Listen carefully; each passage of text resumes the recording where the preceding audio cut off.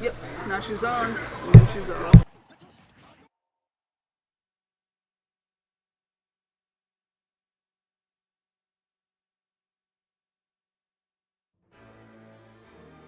Colors weave into a spire of flame.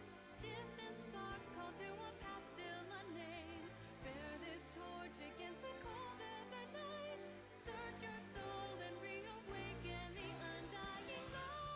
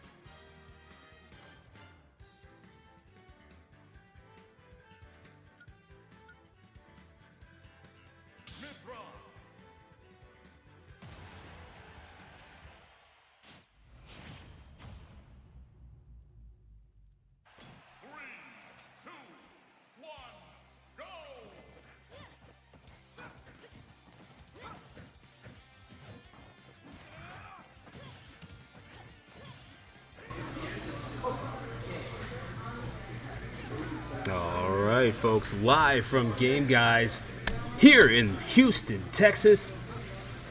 Welcome to this edition of Respawn, brought to you by, of course, Game Guys Entertainment. My name is Stu, the announcer. I come from Philadelphia, Pennsylvania, but visiting here from my home in Waco to spread the word about a couple of things. But right now, we are just rolling on through with Respawn. A couple of people here likely preparing for Rise and Grind in Waco 3 weeks from now, and certainly this Pither is among them. Pokemike getting a good deal of damage here on Sleep as we start this game number 1. Pokemon Stadium 2, obviously a lot of negative space to cover here, so you would think the Mythra would get a lot of work, at least working through neutral. Oh, the Pyra there to close out the stock. Down air into up smash. Classic stuff, but the Roy certainly has the ability to counter. Question is, how much of a risk is Sleep willing to take in order to do so? Good aerial pursuit just off of the ledge. Sleep is going to be put to sleep there. 3 stocks to 1, and all of a sudden, it's Pokemike on the verge of a 3-stock. Up B. It will not happen this time around.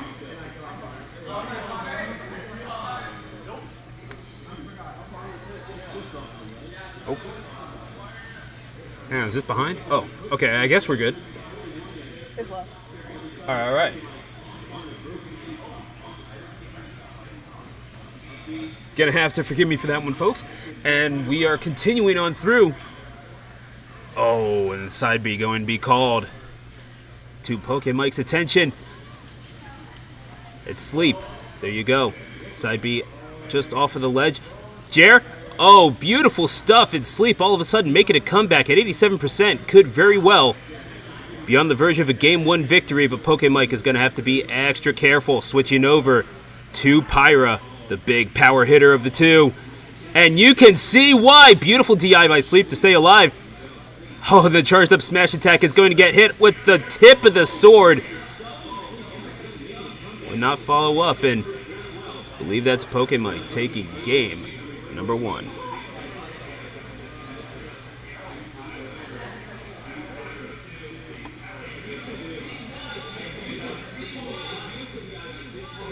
All right, if y'all are getting echo, I apologize. There's a little crazy back here.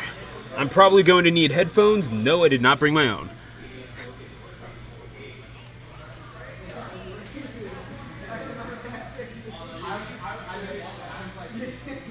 Either way, here we go with game number 2. Trying to follow up on that wonderful game 1 performance, though. Did look a little shaky for the last few stocks. Pokemike now trying to keep a little bit of space, letting the game come to him, interestingly enough. And when you're playing as Mythra, you have that luxury. However, Roy does have those options. Looking for the jab. I mean, jab 1 with Roy, such a good starter. Oh, is going to whiff with the tilt.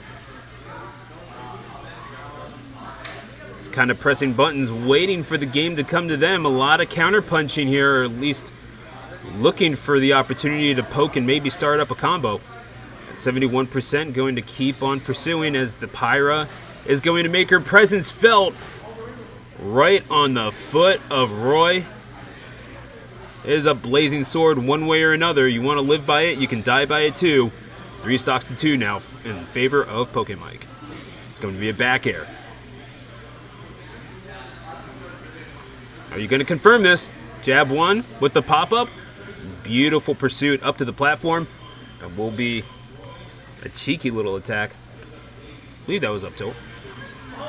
I could be wrong, though. I was not fully paying attention because I hear myself. Either way, grab. Looking for a F-throw. And indeed did get it, but no follow-up. And continuing on with the offense, Sleep doing a good job of setting the initiative.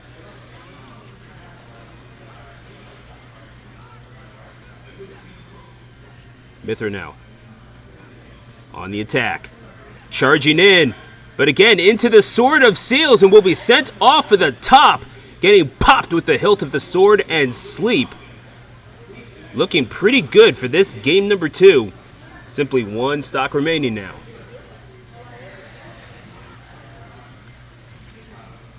Down air, will miss. The Pokemike looking for the game to come to him still, but not quite working out. Is going to take the initiative, charge on through, and it looks like got the KO with the Mithra that time. Perhaps that was needed, the extra added speed in order to make the breakthrough. Usually you see that. I mean, that's the standard game plan, isn't it? The low percentages, Mithra, and Pyra when the numbers get into the red. Low looking to carry on with the last few hits of that side B, but Mithra fell out. And here you go.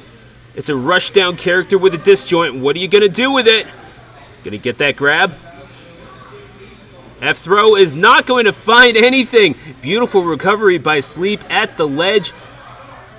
A cornered prey is the most dangerous. Sleep proving that. And even though you saw Sleep maybe on the ropes there, still coming out victorious. It is 1-all.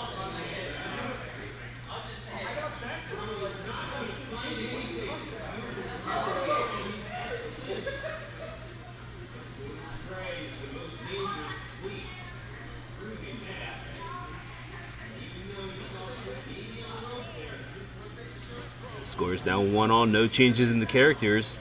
Or so I believe. There we are. For a second, I thought I saw Sora, and oh man. I was going to look very silly, but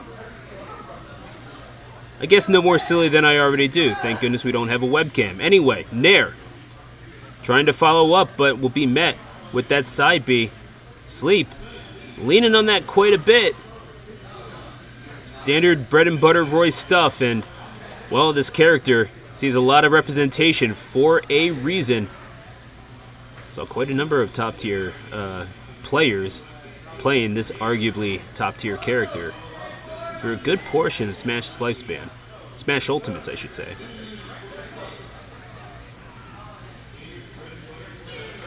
Oh, Pokemike not going to find the recovery, maybe getting in their head a little bit. Sleep doing well to take the initiative for himself. Getting caught with the very edge of the blade. Mithra now. Not able to find the... Oh, was looking for the side B. You're going to commit your entire body to, and if it hits, that's wonderful, but... Well, luckily you're able to recover and recuperate and maybe get a little bit of a revenge kill. Speaking of which, the shield break and Sleep. Gonna put him to bed with that one, and all of a sudden, Sleep. One more stock to move on from winners round 1. Pokemike on the edge of dropping into the elimination bracket. Probably should confirm that this is best of 3. In fact, oh, getting popped. And again, beautiful stuff off of the Nair. Down air. Pop Sleep up. And again, Pyra, I mean the force off of the knockback. Blazing End will catch her. Did not see the Blazing End all that much. Usually decent as a ledge guard option, but an up smash from the center of the stage will work just as well. Pyra, got to turn your hips to generate that force. Any Astros fan will tell you that. And goodness gracious, Pokemike, you have to be swinging for the fences now. Pyra gets up to the ledge, but is caught. Well read by Sleep. And read the option at the ledge. Tried to get there to safety, but it is Sleep. Rest now, my child. Moving on to winners round 2. And once again, thank you for joining us here on youtube.com/GameGuysEntertainment. I am Stu the announcer, bringing you the action from Game Guys here at Almeda Mall, deep in the heart of Texas, in Houston. Gonna try to find a pair of headphones real fast because I do hear myself. I'm hoping that it doesn't come through on stream. I do apologize. But either way, certainly like to thank you all for joining us. And we'd appreciate if you joined us for Rise and Grind 3 weeks from now over at the Waco Convention Center in Waco, Texas. Going to be broadcast on BTS Smash over on that one Purple Box website. And I'm pretty sure, I don't know if they really care about us saying it, but either way, we're going to be there, and we hope that you join us over in Waco, the heart of McClellan County, and neat little city if I do say so myself. Going to find out who's up on stream next, so bear with us. Either way, certainly I'd like to thank you for joining. Going to find out what's next here. Don't really have a stream queue, so it's going to be rolling on through, and we will be right back.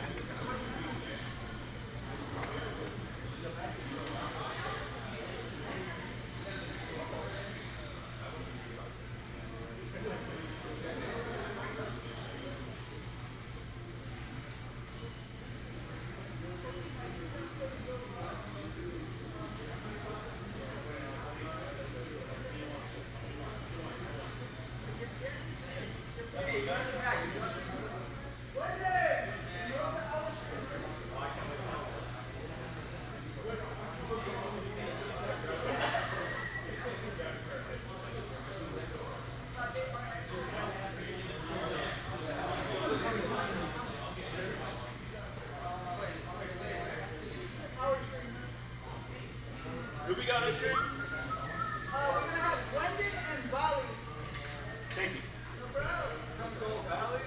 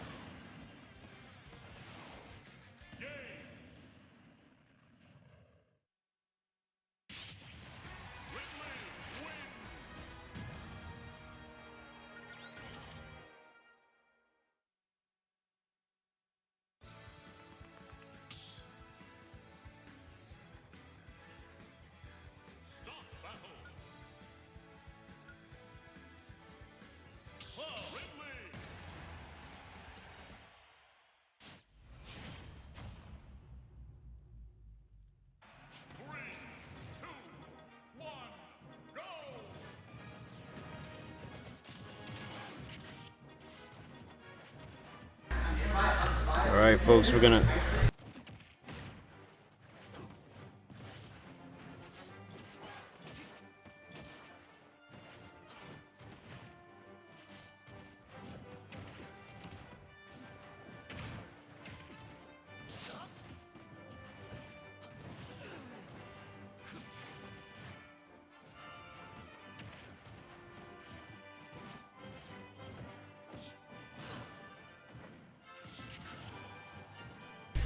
All right, folks, we are back, and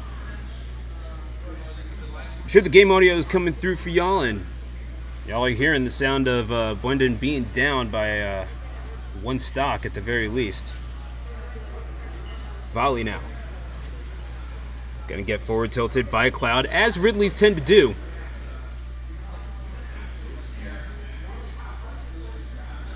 And I'm going to adjust the volume because I can still hear myself. I don't know if I can. Okay. We're just gonna have to make do, I guess. So, beautiful beam blade, as well as the back air. I mean, look. When you're a duck, you swim, and when you're a Cloud, you back air. And you're gonna apparently lose your jump off the ledge as well, Valley. This is the king of pirates we're talking about, or Pirate King. Not really sure about the nomenclature of the Metroid universe. Gonna have to forgive me. Someone give Ridley a hat. Anyway, reaches up with the grab and the back air. Doesn't feel good to get back here that ledge, does it? And the up smash on the platform as well. Volley is going to be up by a score of 1-0. I apologize for it reading 2 there. But goodness gracious, when you're able to shut down Cloud like that, perhaps that warrants 2 wins right there. Gwen is going to have to adjust. And adjust quickly. Gwendon playing Cloud tonight, and you can see why. Going to small battlefield, perhaps a shortening of the space in neutral could be what the doctor ordered.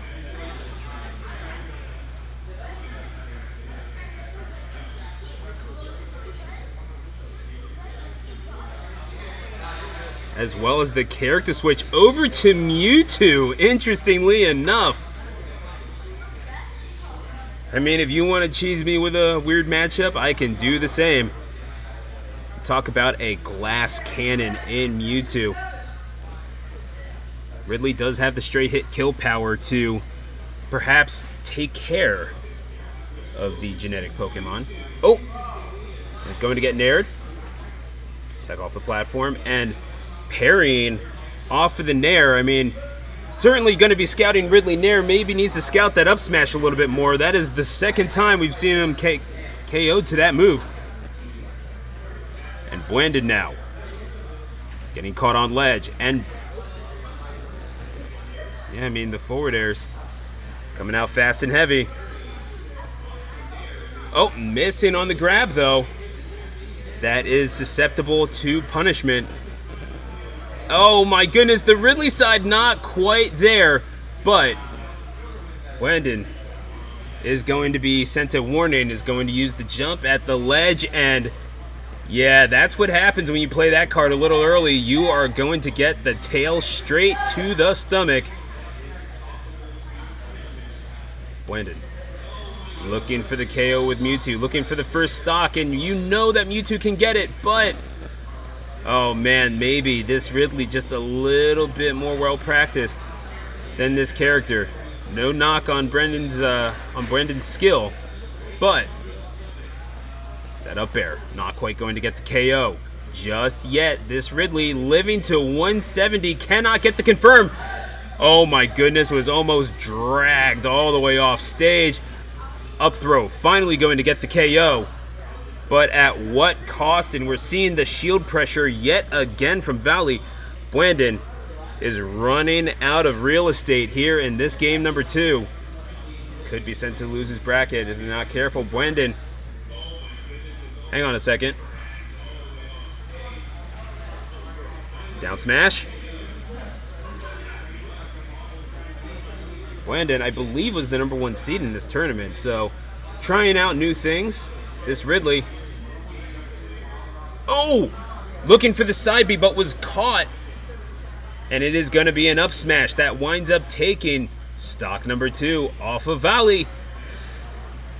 A little bit of shenaniganry at ledge, but only ceding 13 percentage points worth of damage during that stock number 2. That is efficiency, and it's the efficiency that, frankly, Blandon needed when this match started up. Is this too little too late? But Valley is going to get the throw, but not the KO. Down tilt. Keeping the space. It's going to be back air from center stage that winds up doing it, and the Ridley rearing its head and taking heads yet again. 2-0. What a way to move on. It is a big target that Mewtwo presents, and it was a target that Valley was more than happy to find.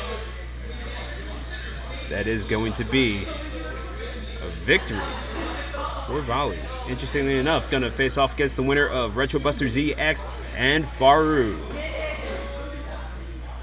Probably just Faru, but I like pronouncing things funny, and you can't say I'm wrong. I'm sure you can, actually. Either way, if you're going to say that, then you can go ahead and call me by my name, Stu the Announcer, rocking out with you here on youtube.com/GameGuysEntertainment. Gonna get another match for you here on stream. Until then, just like to thank you all for joining us. And down here to advertise Rise and Grind to the good people. We'll get y'all out here with another match and more Smash action from the heart of Houston, Texas.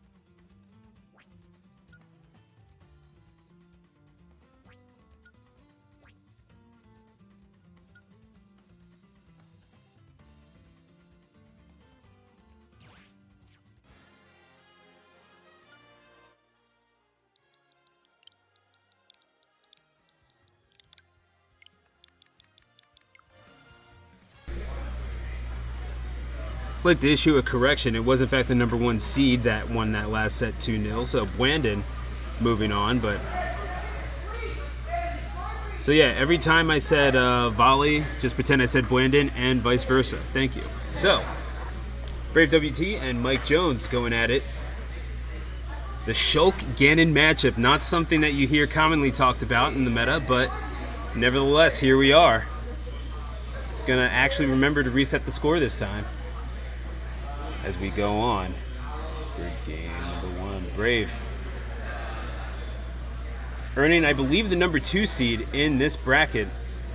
Winner of this one going on to face off against Tonyo. Mike Jones doing well to make it here by defeating Guts by a score of 2-1.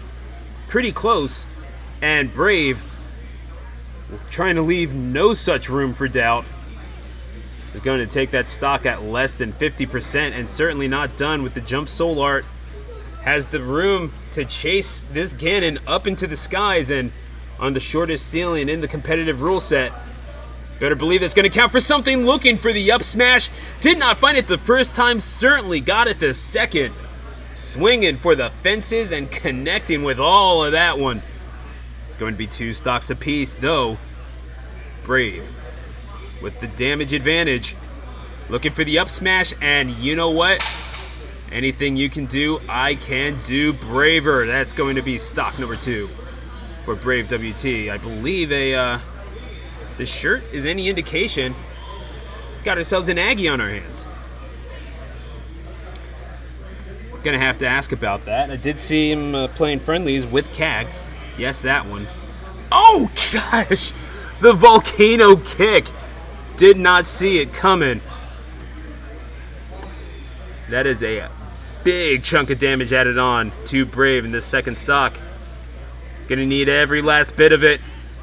Direct line right to the ledge. Mike Jones will take full advantage. Oh. Back air. Hitting on shield. Mike Jones perfectly happy with that, and guess what? I've got a back air too, and it is good enough to KO from ledge. Those numbers were looking awful red. And Mike Jones knew the win condition there. Spot dodge, beautifully done. Perhaps realizing that Shulk has the advantage in terms of speed. F-tilt was looking perhaps to hit on shield yet again. Forward air. These short hop aerials coming in huge for Mike Jones. Brave.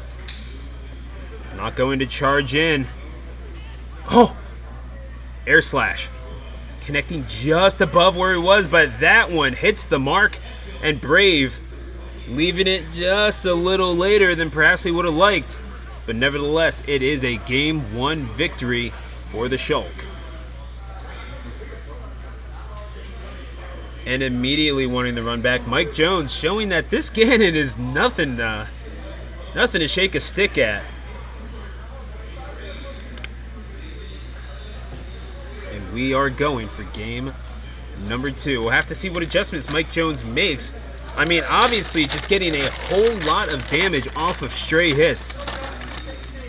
Perhaps an indicator of what made that game so close. And Ganon is certified low tier in this game. Mike Jones, excuse me, trying not to make him look as such, and is going to get the KO off of the top. You're seeing a lot of mobility, but goodness gracious, do you have muscle and all that mass. 16 percentage points seeded, 1 stock taken. Mike Jones will happily take that trade. And another down air. A lot of mileage off of these, and catches him at the ledge. Beautiful with the F smash. And Brave, all of a sudden, in very real danger of getting 3-stocked by this Ganon. Looking for the F smash. Brave finds it and cleans that first stock up. We could have seen a 3-stock in just under a minute. And looking for the F smash yet again, but with Buster Art,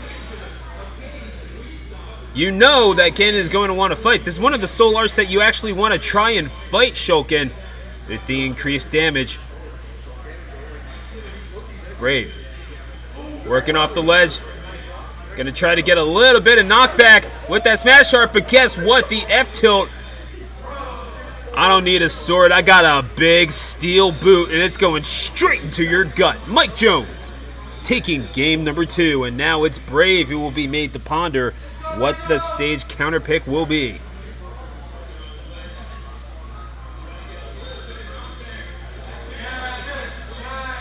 Let's go, Mike Jones! Let's go, Mike Jones!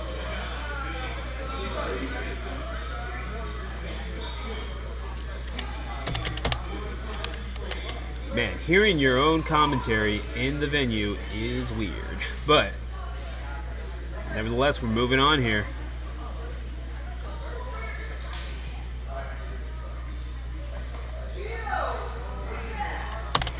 Moving to final destination, and indeed it will be for one of these two players in this winner side bracket. Brave doing quite well for himself over these last couple of respawns, though certainly under the expectation. Does have a win over Mike Jones 2 weeks ago in losers round 3 by a score of 2-0. Perhaps the lesson was learned. Perhaps Mike Jones has more to teach him. 62 percentage points seeded, but again, 1 stock. But it is an eye for an eye, says Brave, and I've got the sword to do it. Mike Jones, will he answer the bell? Sitting at ledge, and no platforms to take advantage of here. But of course, The speedster taking advantage of what is given him. Oh, missing with the down tilt, excuse me. Gets the forward throw, looking for the down air, but Brave will not be so predictable with the recovery. You have the tools, you might as well use them.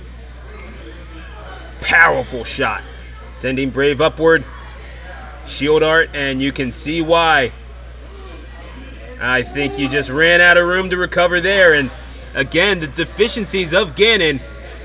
Recovery is an absolute must if you are going to be a top tier, and it is something that Ganon simply does not have in spades. You're giving up something for all that power. Looking for the charge in, but Brave, discretion's the better part of valor there. And Brave certainly knowing that it's going to be Ganon's side. If I'm going to go out, I'll do it on my terms. Can't help but respect that. It will be Brave moving on, nevertheless. Mike Jones. Whew. Gave us a show at the very least, and you can see why. This is something that we've come to know from Mike Jones. Seems to show more Fox and Falcon results, but you can see some Falcon X, esque. Excuse me. I'm doing a lot of stuff for stream as well, so I do apologize. But yeah, you can see the Falcon tendencies in the gameplay, and well, maybe we'll see a bit of a bump in the results for Mike Jones as we go forward in these brackets. Certainly had a surprise or two for Brave. It will be moving on and trying to see an increase in the quality of results than perhaps we've seen from Brave as of late. Certainly not out of the question, as we saw just there.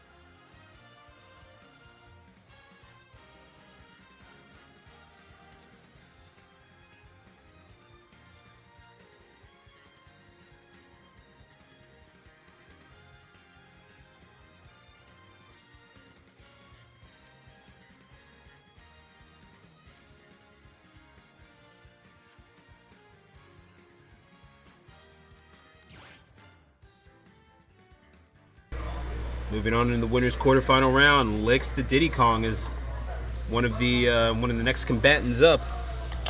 Having on good authority that they are a Diddy anyhow. I see a Mario here, and I'm just going to assume that this is in fact. Faced off against Salt King, interestingly enough. Had a set quite recently, in fact 3 days ago, against Salt King. Won 3-0 in winners final, but took him to game 5 in each of the last ones, but in the grand finals and true. But ultimately Salt King coming away with that tournament. It was Baby D's Nebula 9. So pretty decent amount of games played between them over the course of that day. 13 of them that counted on the books. And Salt King won 9 of them. Excuse me, Salt King won 7 of them. Salt King won 6. But it was Salt King's tournament that day. Also entered SmashCon as well. Respectable finish there. Though certainly a rough road always at that tournament, especially when you're going through the entire world. The opponent Bent, I believe, seated slightly lower, but nevertheless. You have a player 3 up there. I'm probably going to have to... Yeah, there we go. We are indeed going to have Licks going Mario. And it will be Bent pulling out the Sonic. So...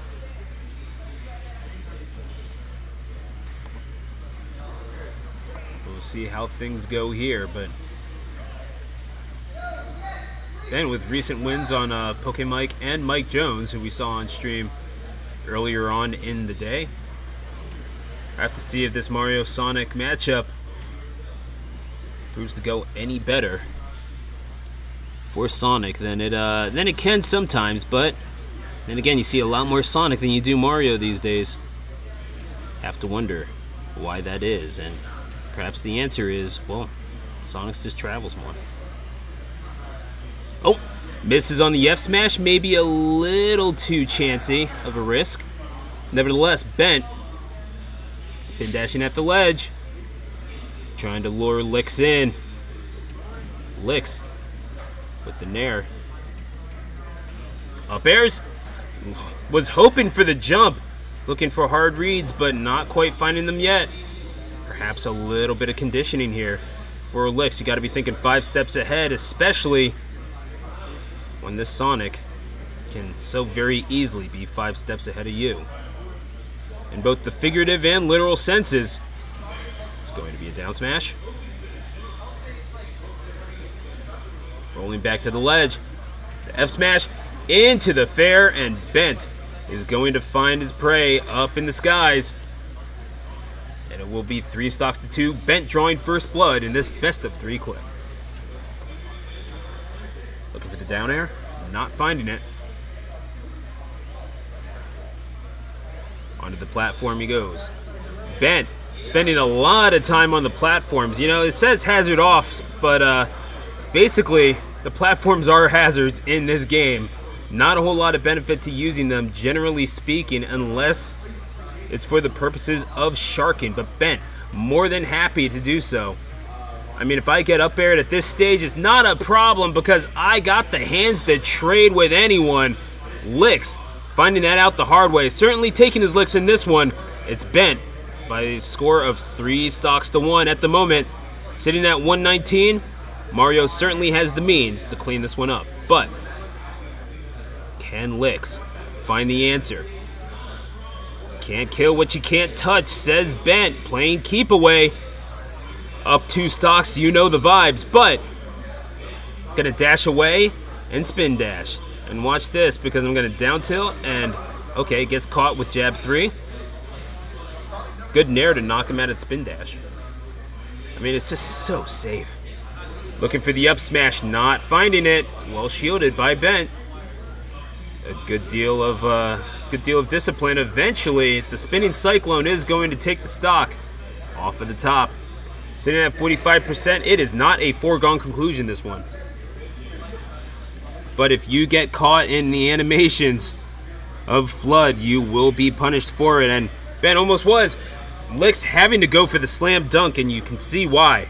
But goodness gracious, was that a hopeful ask?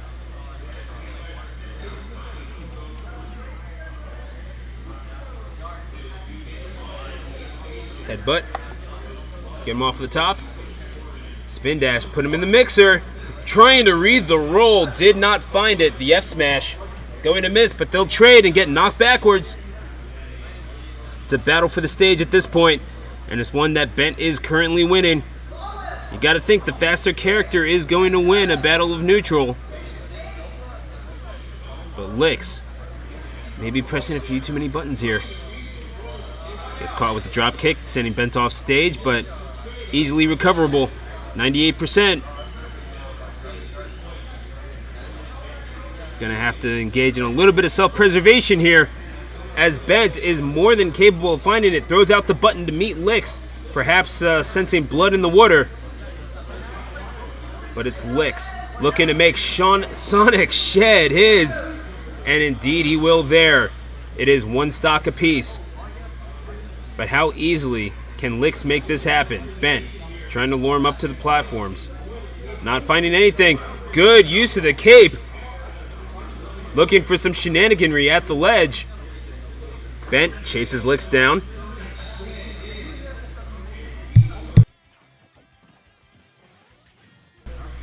Fireballs looking to take advantage of some stuff with the meaty. Not finding anything there.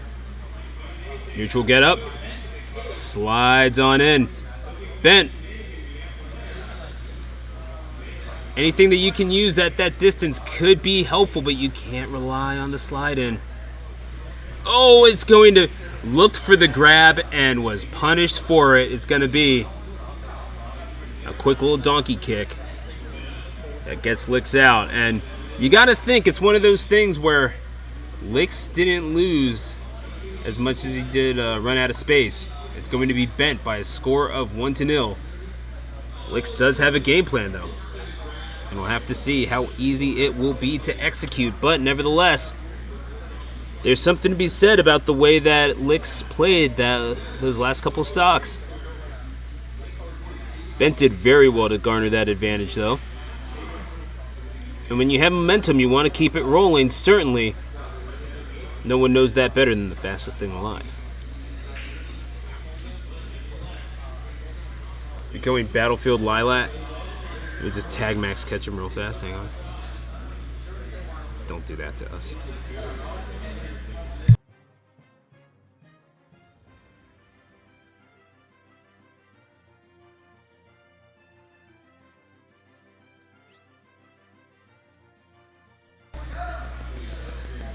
Looks like we are indeed going back to Pokemon Stadium.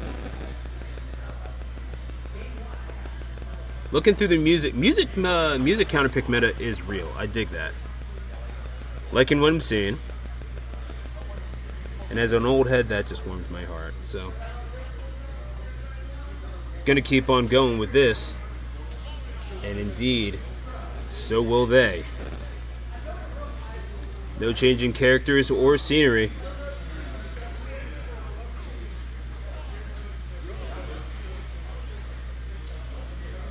Oh. And for those of you who are interested, Houston Dynamo currently up 1-0 in the U.S. Open Cup. So, what can I say? I like that. Oh, never mind. Make that 2? Yeah, make that 2. Dude, Houston Dynamo's kind of good this year. Dang, man. I'm an unabashed Philadelphia Union fan, so I apologize for bringing it to soccer. But the Union are playing it tonight too, but no one who's watching cares. So, pardon me. Spin dash. Looking for the F smash. Gonna get caught and down throw into up air, and I'm sure people are laughing at the soccer comments now. So,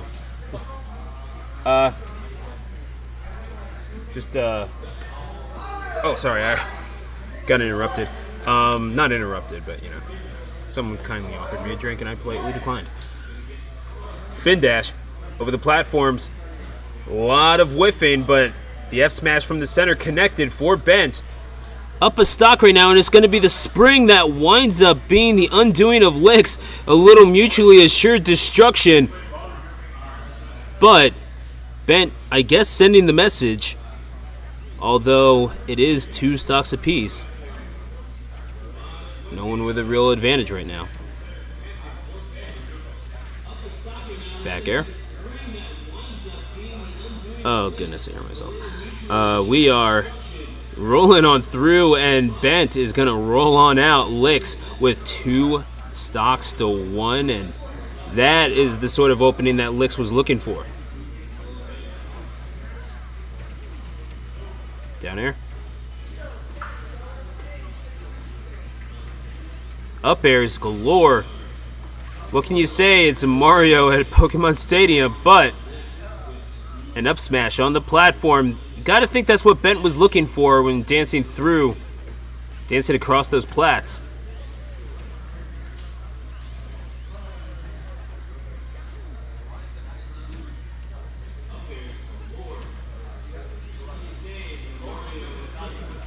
The Cyclone. Not quite enough to knock him out.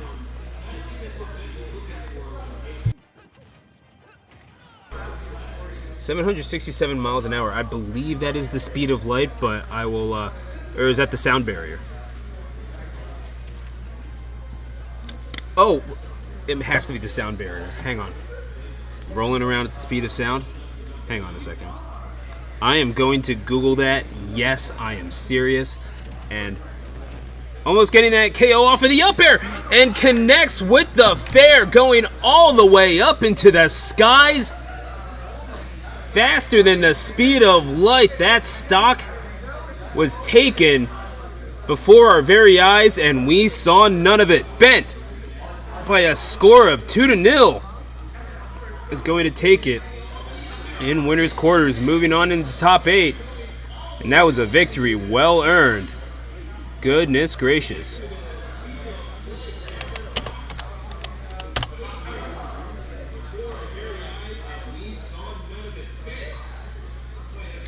So we are going to figure out who is on stream, but to confirm for those of you who are curious, which is no one, yes, 767 miles per hour is in fact the speed of sound.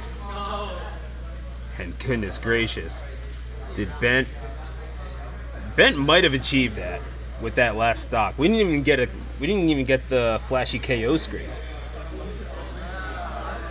But yeah, you are watching here and on Game Guys Entertainment, and Houston Dynamo's up 2-0, and we will get who is up on stream, because I don't really know who's watching, but I appreciate y'all.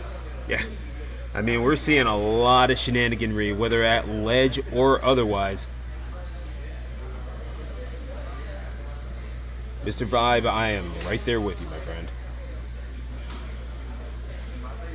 We're going to keep things rolling along here from deep in the heart of Texas in Houston from the Almeda Mall. Game Guys Gaming in the Almeda Mall in Houston. But, yeah, in case you didn't get it the first time. We'll get you another matchup, probably in winners quarterfinal, but either way. Oh, wait a second. I believe we have our other matches going right now, so... Yeah, and if you want to follow along, it's Respawn 09 27 20 23 on Start GG. So you want to go ahead and put slashes in between those numbers too. That'll probably help you. In fact, you know what? I think I'm gonna link this in the chat right now, since I have time and mental capacity. Yes, I am in fact running stream. So there you go. That's the bracket for you. Take a look-see and see what you can make of it. Either way, we got Bwendon already qualified through winners semifinals without dropping a single game as of yet. 2-0 wins on Valley and Retrobuster ZX. I did accidentally call Bwendon Valley and vice versa, but nevertheless, Bwendon looking quite strong on the Ridley. We'll have to see if the Pirate King can be dethroned here in Houston. We're going to be right back with more action from Game Guys momentarily. Don't go away.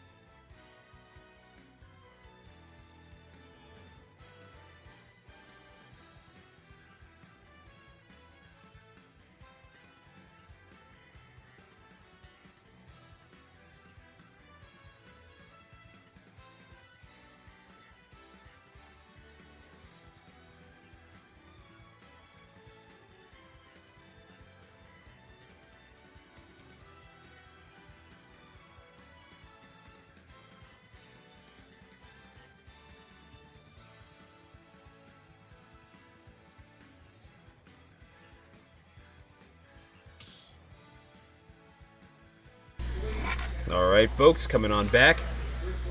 You know what? Bent had a pretty nice little victory on stream, and it was so nice we got to see him twice. We'll see how he can fare against Brandon. I mean, we alluded to just how well he was doing. Has not dropped a game in this bracket as of yet. We'll see if Bent can put a stop to that.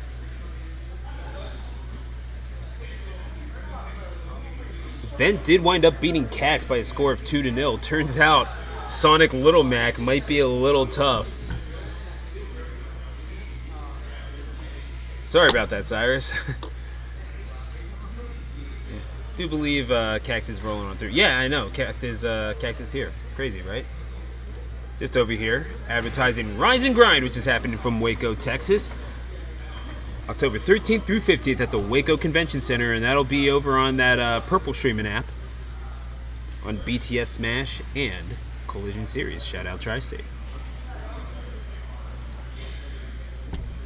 And certainly we hope to see you all there, wherever you're watching from, whether it's Houston or, well, frankly, anywhere else. Okay. Brandon. We saw this Ridley earlier, cleaning up quite a bit, but maybe a little tougher to deal with the Sonic than it was the other two characters that we saw him combating.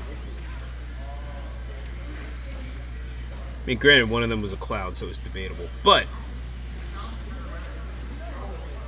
fireballs, catching him with the up smash, the very tip of those grippers going straight into the skull of Sonic. Not quite enough to get the KO. 3 stocks each.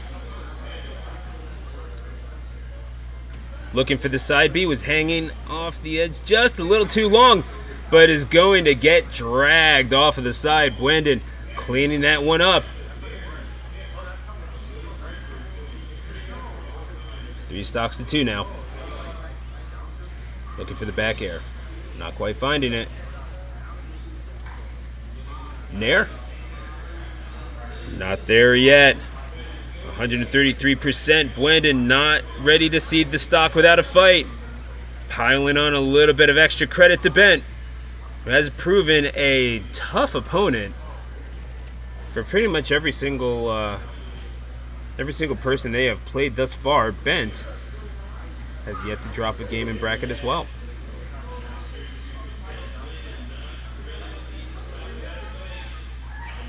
It is going to be Bent. Chasing him up into the skies. Not quite enough to get the KO yet. Looking for the back air. I mean, it's at 170%. These numbers in brilliant crimson red. Got to think that this stock is ripe for the taking, but Brandon not having any such notions to give up the ghost just yet. And now has Bent into the red numbers as well. Well into KO percent for both characters, and it is going to be the tilt that winds up doing the job for Brandon. 3 stocks to 1 now, and you got to think Brandon is very happy with how this has turned out.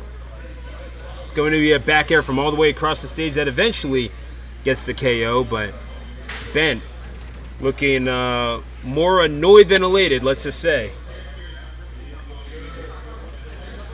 Up airs. Connecting. Middle of the stage. Shielded, however, were the spin attacks. Eventually carried over as a result of those attacks to the very ledge that Brandon was having to avoid. The thing is, if you're Ridley, you like being there when you're on offense, but the thing about Smash is you're not always on offense. Shielded. Bent. Maybe calming down just a little bit. Brandon, I wonder if he's getting a little button happy. Gets rewarded with the nair there, but oh goodness, a little Ridley side at the ledge. Bent was ready for the play, however. 78%, not quite ready to get the KO. The spin dash goes the wrong way, and Brandon will get the Game 1 victory. Apologies for not updating the score. It's a little hard to do these things at once. In fact, let me just go ahead and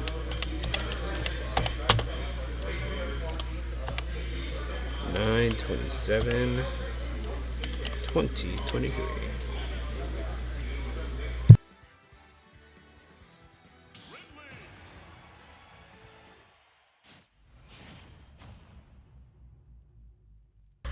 going into game number 2 now, and Bent looking to do a little better than we saw just now.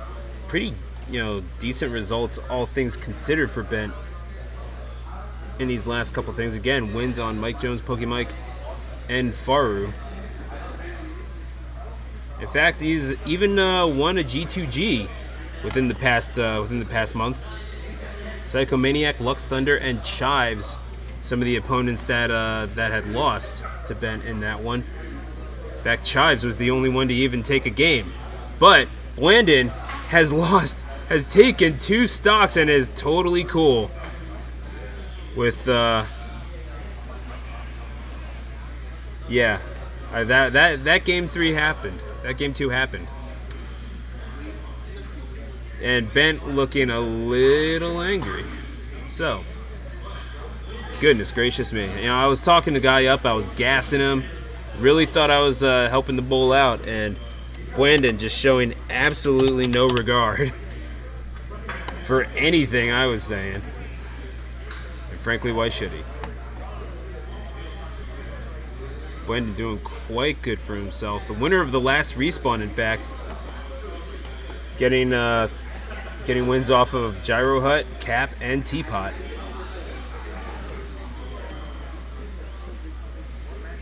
Nares galore. Defending champion Blandon looking to climb up the Houston PR, perhaps with a string of impressive play here in Houston. And there you go, the down smash at the ledge, catching the get up. A lot of options were covered there. Perhaps trying to condition Bent into jumping at the ledge. Like, if you don't, I can just take the stock. That's perfectly fine with me. Whatever works for you, my guy. Uppy over the ledge. Works quite well, and looking for that reliable spin dash into forward air combo. It is not being found quite as easily as we saw the set prior. Spin dash. Up tilt. Not quite enough to get the KO.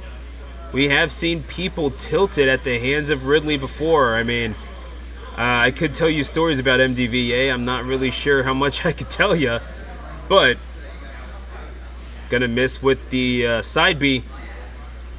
Spring. I don't know if that was attack. Oh my goodness, did you actually bait him to ledge? Blandon might be a genius. 138 and is going to get another stock, and it is 3-1. 2 stock advantage for Blandon, though not quite as quick as the last game. Okay. Looking for the tilts, and again, the combo game of Blandon coming out and showing itself to tremendous effect.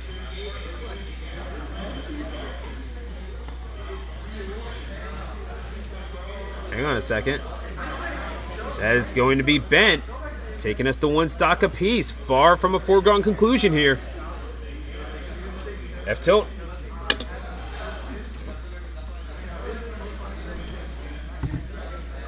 Okay, wait a second. Bent's kind of moving right now. A little bit of stick and move boxing style tactical maneuvering here from Blandon. Got to go with what's safe. Looking for the up smash to put a stop to Bent's aspirations. But Bent still moving on through. Down smash. Not going to be baited up to the platform again. Again, caught from below the stage even. That was pretty far from the ledge, man. Dude, if you're Bent, I get it. We saw not quite happy with that game number 2.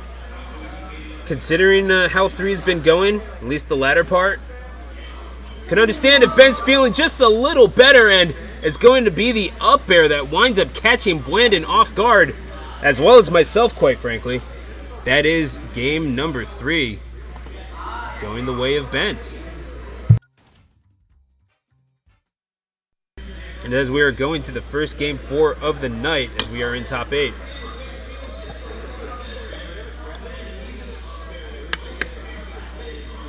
the burden of the counter pick falls on Blandon, and he will go to battlefield. This feels, oh man, you got to think Blandon has some ill intentions in mind with that top platform. If Bent likes to dance on those plats, Blandon is certainly well equipped to make him pay for it. But then again, Bent, if that Ridley finds himself up there with nowhere to go, Bent does like to take the game to the skies. It's pretty risky considering this creature has wings bigger than Sonic's entire body. Up air, into fair. Aerial combo game is on point. It's going to succeed in getting Bent off kilter just a little bit. Although it will be Bent's turn to feel a little bit uneased and looking for the back air. Not quite ready to find it. F smash read. Nope. We said Bent likes going to the platform. We read the scouting report, Blandon. And that is going to be stock number 1. Going to Bent.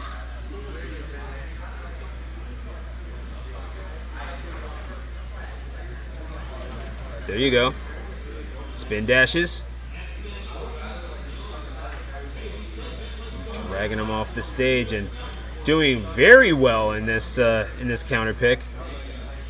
Taking full advantage of when Blandon finds himself on those platforms. Perhaps thinking about the advantage of sharking that Ridley could provide, but goodness gracious, you got to consider when Sonic is able to win advantage as easily as he can. However, does spin dash right into the clutches of that up smash. 2 stocks apiece now. Blandon sitting at 114. Although, I mean, this Ridley ain't dead. He's just really, really angry. And you got to think that Blandon has that in the back of his mind. And it will not matter. Blandon falling victim yet again to a spin dash into a forward air.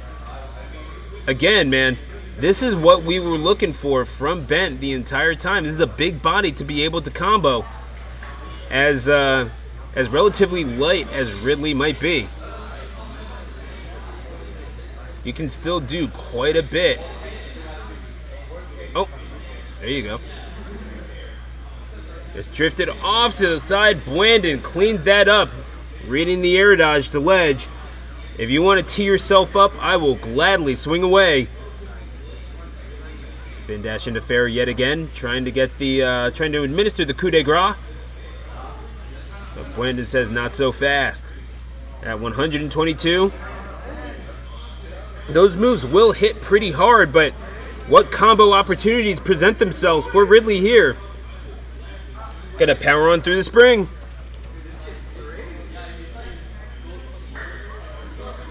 Looking for the back air. Up air. No, not quite there for Bent. You got to respect the ambition.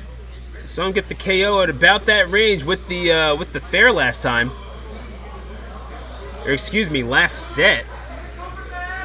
Oh, but you made it back to ledge. Blandon was waiting for the prey to get right in his clutches, and that's when he struck. Was not quite able to get the KO, but Blandon will make no such mistake this time. 3-1 to the number 1 seed in the tournament. Blandon moving on to winners finals. The up B at the ledge was the piece de resistance for Blandon. Gotta appreciate the effort that Bent put in. I mean, wholly frustrated by that game number 2. Looked about ready to call it quits, but did not. Got a game number 3. Oh, goodness gracious. Bent, what did you just... Thank goodness we do not have the player cams mic'd up. But, yeah, we are going to have, I believe the other winner semi-final matchup, Brave versus Zohar. Interestingly enough, we did see Brave earlier on in the night Brave WT. Rocking the Texas A&M shirt. I definitely appreciate that.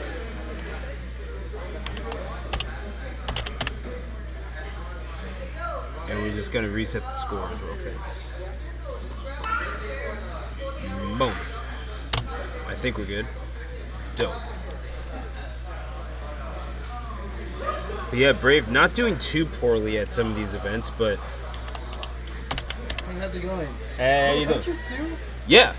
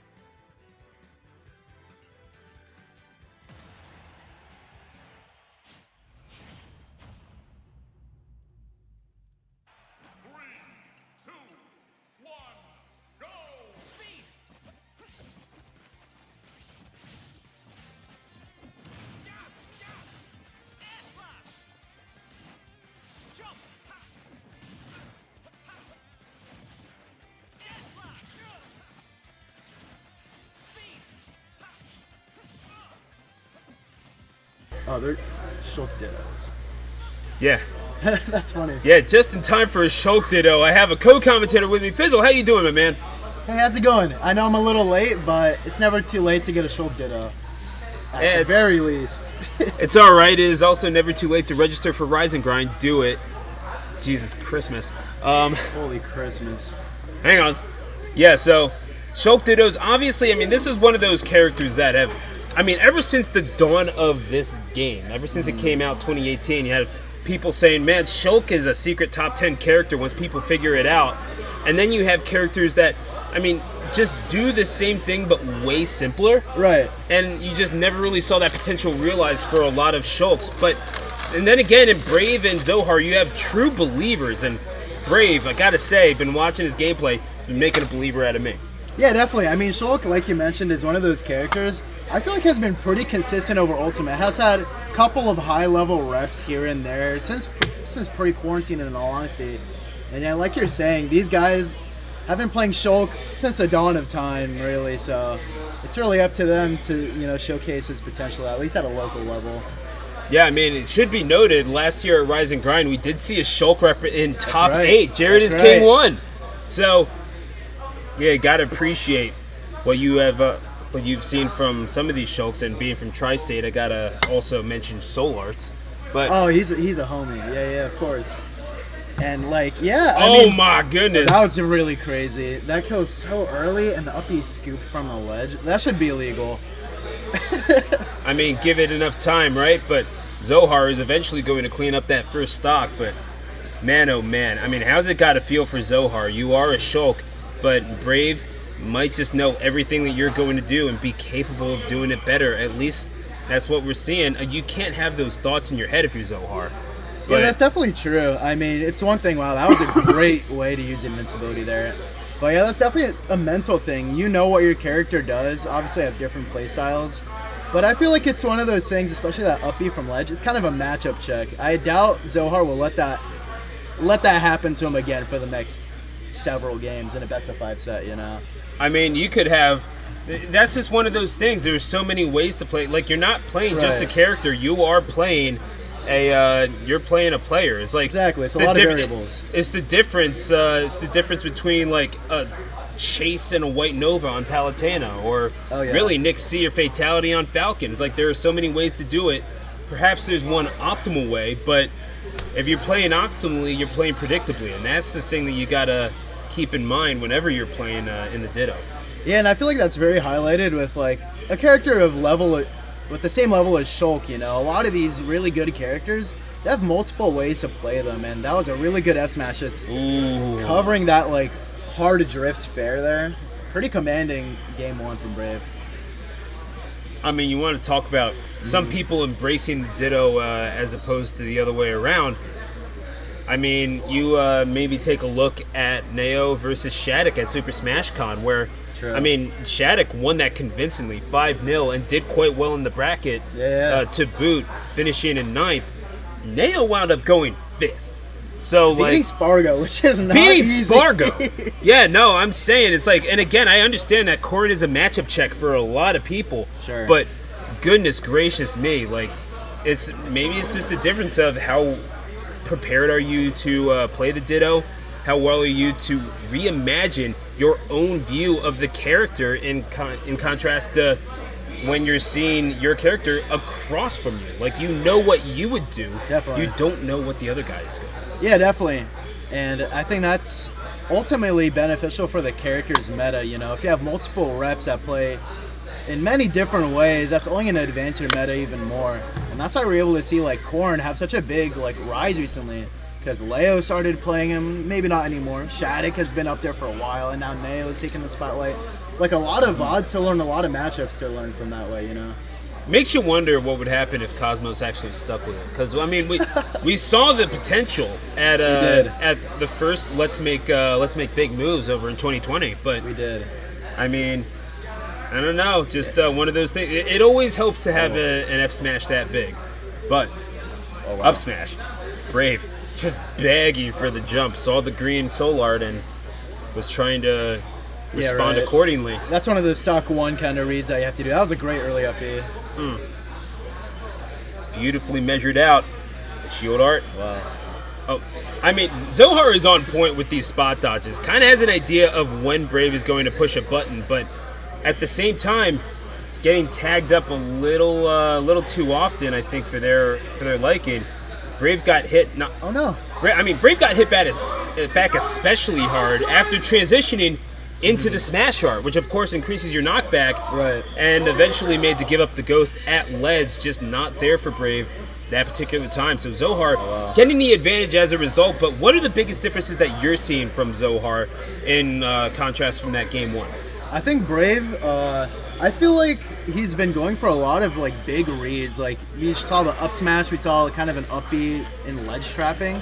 I mean, he got the stock there, but he's been going for a lot more reads this time. And Zohar's been kind of playing a little more patient, you know, just waiting for him to make some of those reads. But I mean, it's even right now. It's only stock 2 for both of them, so this can definitely be a case of, you know, mid game adaptation. You know. I mean, Zohar, got to think a pretty decent run of form from decent enough run of form from the monthly just a couple of days ago. Excuse me, from 1 week ago.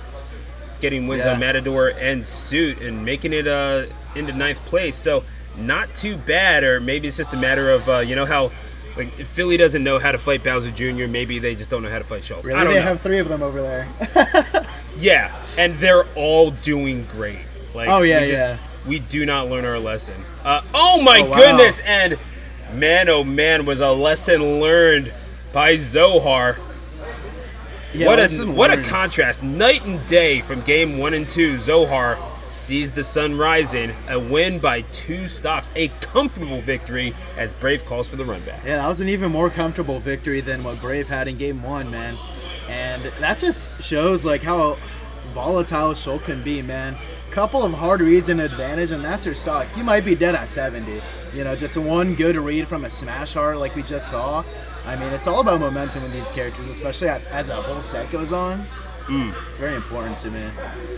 Brave trying to better the 5th place finishes that he's had at consecutive respawns now. Finishing 5th at each one, going down to Teapot and Gyro Hut last week. And Teapot in the winner's semifinal round by a score of 3-2. You got to think that's in the back of Braves' mind. Maybe not at the forefront, as we're going to. Did I just see them pick Temple? Like Hyrule Temple? Probably. Yeah, like guys. At least hopefully. Guys. Hello. Are they just gentlemening to it? I have no idea. Is this what we're doing now? Is this how it is on these streets? I hope this is a button check. You want to explain? You know what? Explain Houston to me. Just real fast. I'm new here. So how about you explain Houston real fast? That's a phenomenal question, man. There's been a lot that has happened over the last several months, but this is definitely new to me. So my guess is as good as yours. What? I don't understand. In God's name have I walked into, Fizzle? I have no idea. How do you even commentate this? Man, you know what? I think this is just the vibes block now, man. We're just It's a vibes block. we're running the homies set. We're in like this. This ain't the salty suite. We're in like the salty cubicle. Yeah, right. Like we're just kind of chilling. Oh, with the F smash, text off of the wall. I can't believe I'm fucking saying that. I'm gonna not curse while my commentary is being pumped through the venue. Just blurred it for the world to see. That would be the only way to Oh my goodness. describe accurately what's going on, honestly. Yeah. I don't get it. It's, This is funny, though. oh, this is hilarious. He's circle camping. Let's talk about the. As big of a circle as you can get. Honestly, I kind of feel like Jordan Kent trying to do one of those Smash Invitationals where like Nintendo was doing the rule set. Yeah. It's like, okay, you know what? Let me just make some competitive points about these two competitive players going at it on like Frigate Orpheon or something. Yeah. You know? Those Nintendo tournaments always crack me up because Oh my god. it's so funny. It's just like, goodness. Those tournaments will always reward the guy that doesn't everyone play wants competitive. Nintendo involved with competitive until Nintendo gets involved with competitive. That's all I'm saying. Anyway. Exactly. Oh, forward air. Gonna miss on the air slash. Maybe having a little bit of trouble adjusting to the space. I kind of wonder why. Yeah. I wouldn't expect anyone to get used to the space here on Hyrule Temple. Yeah, no, we're at just Hyrule Fight Club right here.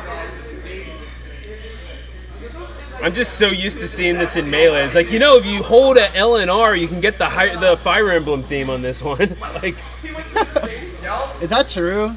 if you hold L and R on the stage select screen Right. in Melee and you select Battlefield, you will get the Fire Emblem theme. I had no idea. Yeah. Huh. Yeah, no, that's some old head knowledge I'm dropping for y'all, That man. is I some played old head Melee like pretty much my entire childhood, so like, what a big brain recovery from Brave.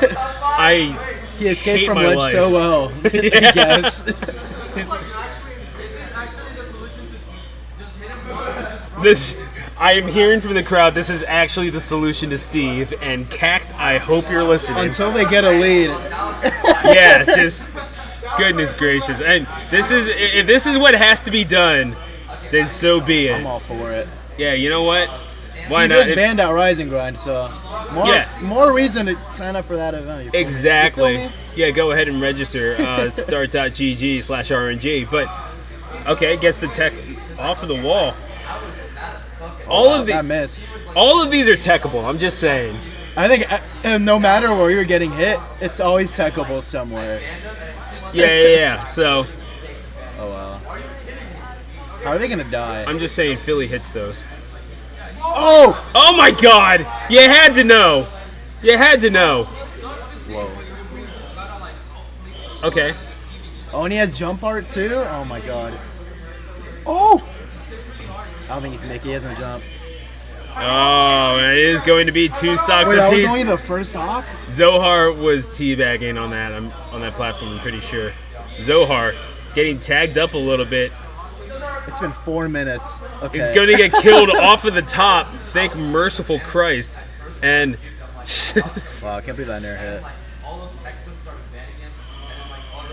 and now I'm hearing like Cact explain this, so you better be listening. Yeah, who knows? Yeah, with Cact I never do. So,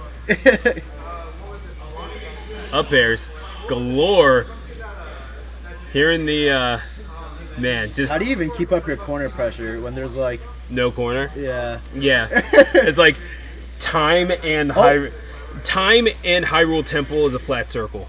It really is. Yeah, so back air. Gonna tech off of the Oh. stage. Oh my goodness, just bouncing him around like a ping pong ball in a drying machine. Oh! Oh, he's gonna get the. Oh, he died up No, too. yeah. What? Seeing that flash screen and just seeing him hit a wall is the funniest thing. That's what Steve does all the time. Yeah. True. Oh, and the second hit of the up air, actually gonna So poke. Brave, I'm pretty sure that counts. I'm sure it does. I mean, I guess a gentleman did to it. All right.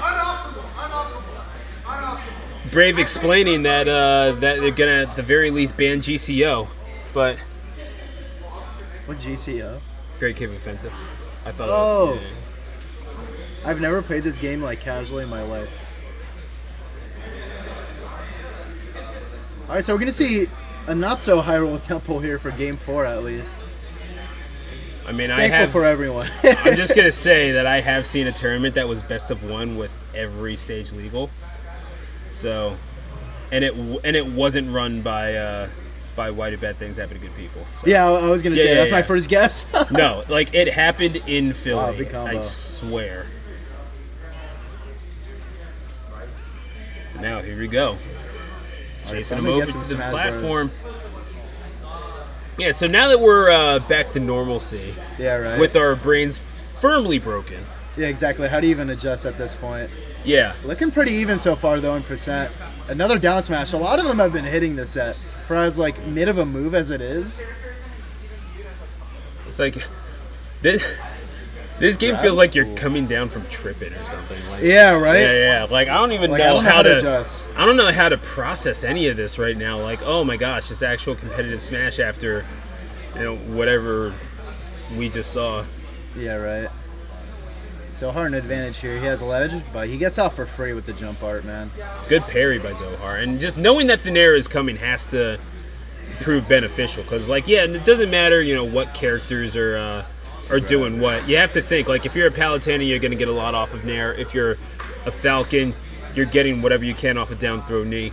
Like, and if you're a Shulk, you're probably Nairing as well. Brave is going to get caught on the ledge, however. Zohar. We're not going to get the Nair this time. He really needs this ledge trap with Smash R to get back in. And the side B going to come from downtown. Not going to do it just yet, though. And the up B is certainly going to cut off the top. Yeah, no room to jump in that particular situation. And you got to think, oh, dear God, if Brave goes back to Hyrule Temple. Oh, man. I'm going to just walk in there myself. We're going to have to intervene here. Yeah, it's like, you have a problem. So, going to be an F-tilt. Winds up getting just a little bit of damage. Smash art online for Zohar. Ill intentions in mind. That is a pretty short distance from the brink of the blast zone to the ledge, but I don't know if it's 45% close. Hang on. Something I'm noticing that's very much different from this game than the first two games. I'm not counting game. Something that's very Yeah. different. Their advantage is just not as strong as it was before. I don't know if it was just the last stage I kind of threw them off, but missing that edge guard super barely. But yeah, neither of their advantages have been super strong this game. So that's Yeah. why it's taking a little longer to kill as well.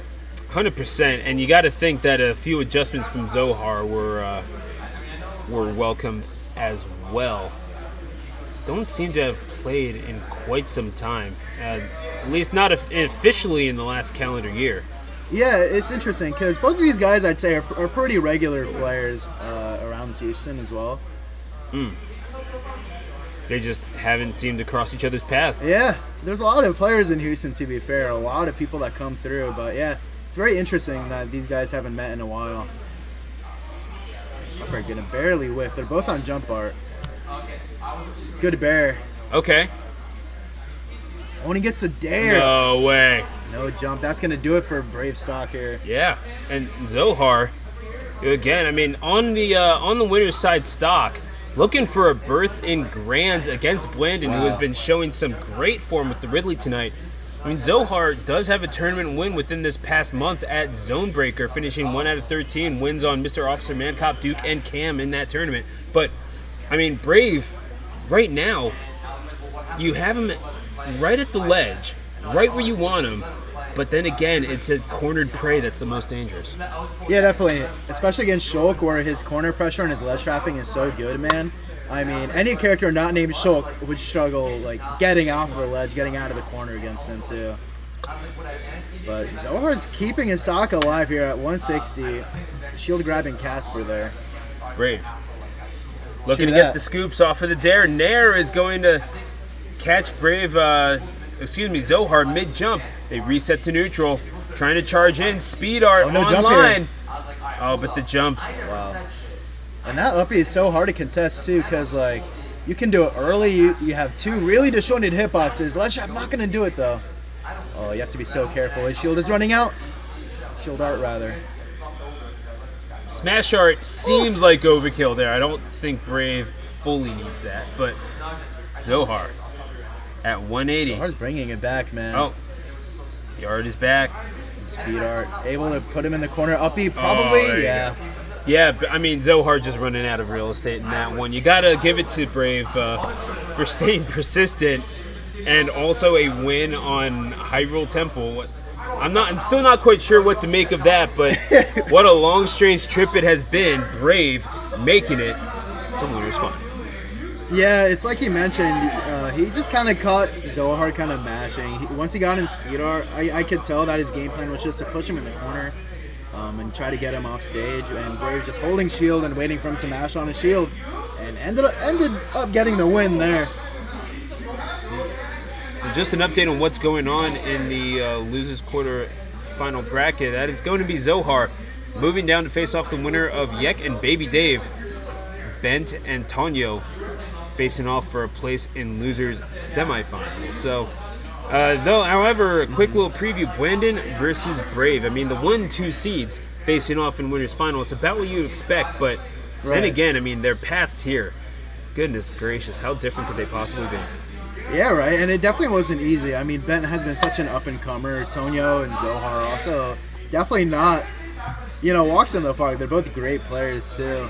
But Blandon going Ridley is going to be interesting here because I feel like he's just going to get wobbled in neutral by Shulk, I've never seen that matchup in my life, but just speculating, man, I feel like Ridley's going to have some trouble getting out of some combos and some advantage strings, rather.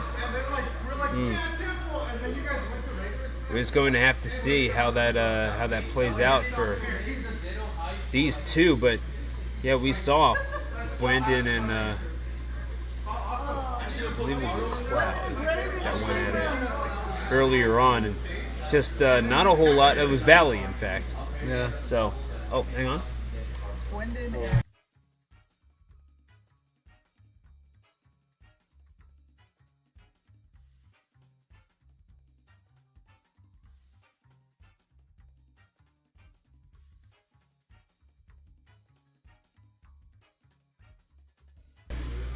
All right, we are back, and we are going to get you winners final forthwith. Got Blandon and Brave, as we were just talking about.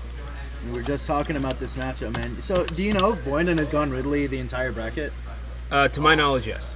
That's very cool because he's had a counterpick Ridley because he's played Nico a lot at a previous tournament series, MTS. So he's pulled out the Ridley and given Nico some headaches with Ridley. So I mean, I think he's a great character to practice, especially against the characters that kind of Ryu, his main, he kind of struggles with sometimes. And I mean, this is the best way to practice your secondary, right? Just continue playing him at a local, playing good players with your secondary. I mean, that's the best way you're gonna get good practice, especially with Ridley. But yeah, I'm very keen to see how this matchup goes. I can only speculate, so I'm definitely gonna have to see how it plays off and if Brave is able to get such a strong advantage versus him, advantage state. So it'll be very interesting at least. As Brave is nowhere to be seen. I mean, perhaps just needing a break from Definitely. whatever in God's name happened. I mean, he just played he played a tournament set with Hyrule Temple. Yeah. Yeah. I mean, know even what? as a spectator, I'd need a break from that. Yeah, perhaps, and I will in fact take advantage of that because I have drank a lot of water on the drive down here. But I will remind you to register for Rise and Grind, which is coming up in just a couple of days at the Waco Convention Center, October 13th through 15th. And it's going to be on the Purple streaming service over on BTS Smash 1, as well as Collision Series. Shout out RJ, shout out Tri-State. And I guess I'm not taking a break because Brave just sat down. I mean, if you don't mind. Of course. Yeah, they're not paying me enough to stay. We'll be right back.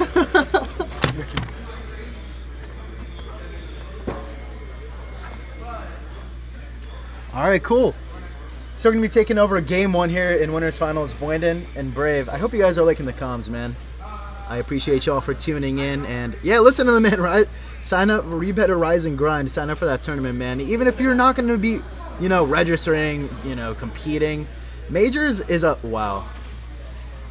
Excuse me. Majors is a really cool experience, man. You get infinite friendlies. I remember there's a dedicated friendly setup. You get to watch some really cool top-level Smash, man. I mean, if you remember last event, it was pretty stacked. But this time, it's having several top 10 players. Several top 10 players, man. So, if you don't like traveling, hate good Smash, and hate playing the game, I would not recommend Rise and Grind. But otherwise, if you are a fan of Smash at all, I'd recommend at least trying to go to a Major. But Bwandon has one more jump here. And the counter?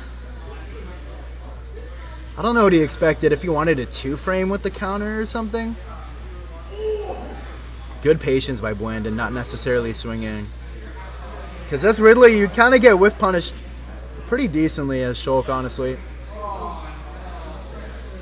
Saibi not going to get him this time. Good landing mix-up, too. What an air dodge, but that's just a very easy frame trap. Oh, he actually reverses the up B, it looked like. So he's not able to get, the reversal that classic Shulk's love to get. Brave's going to have to sharpen up his ledge trapping there. There is his opportunity, but he didn't get it. And there's Geoff. Definitely going to do it in Smash Art, man. Alright, so we're going to be at equal stocks here, Game 2.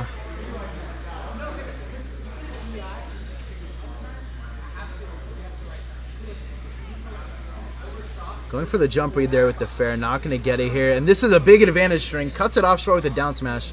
I feel like Brave could have gotten a lot more. I think he could have gotten like another Nair fair. At least with the speed art, Sending his advantage here. No jump. But he's going to get back to ledge.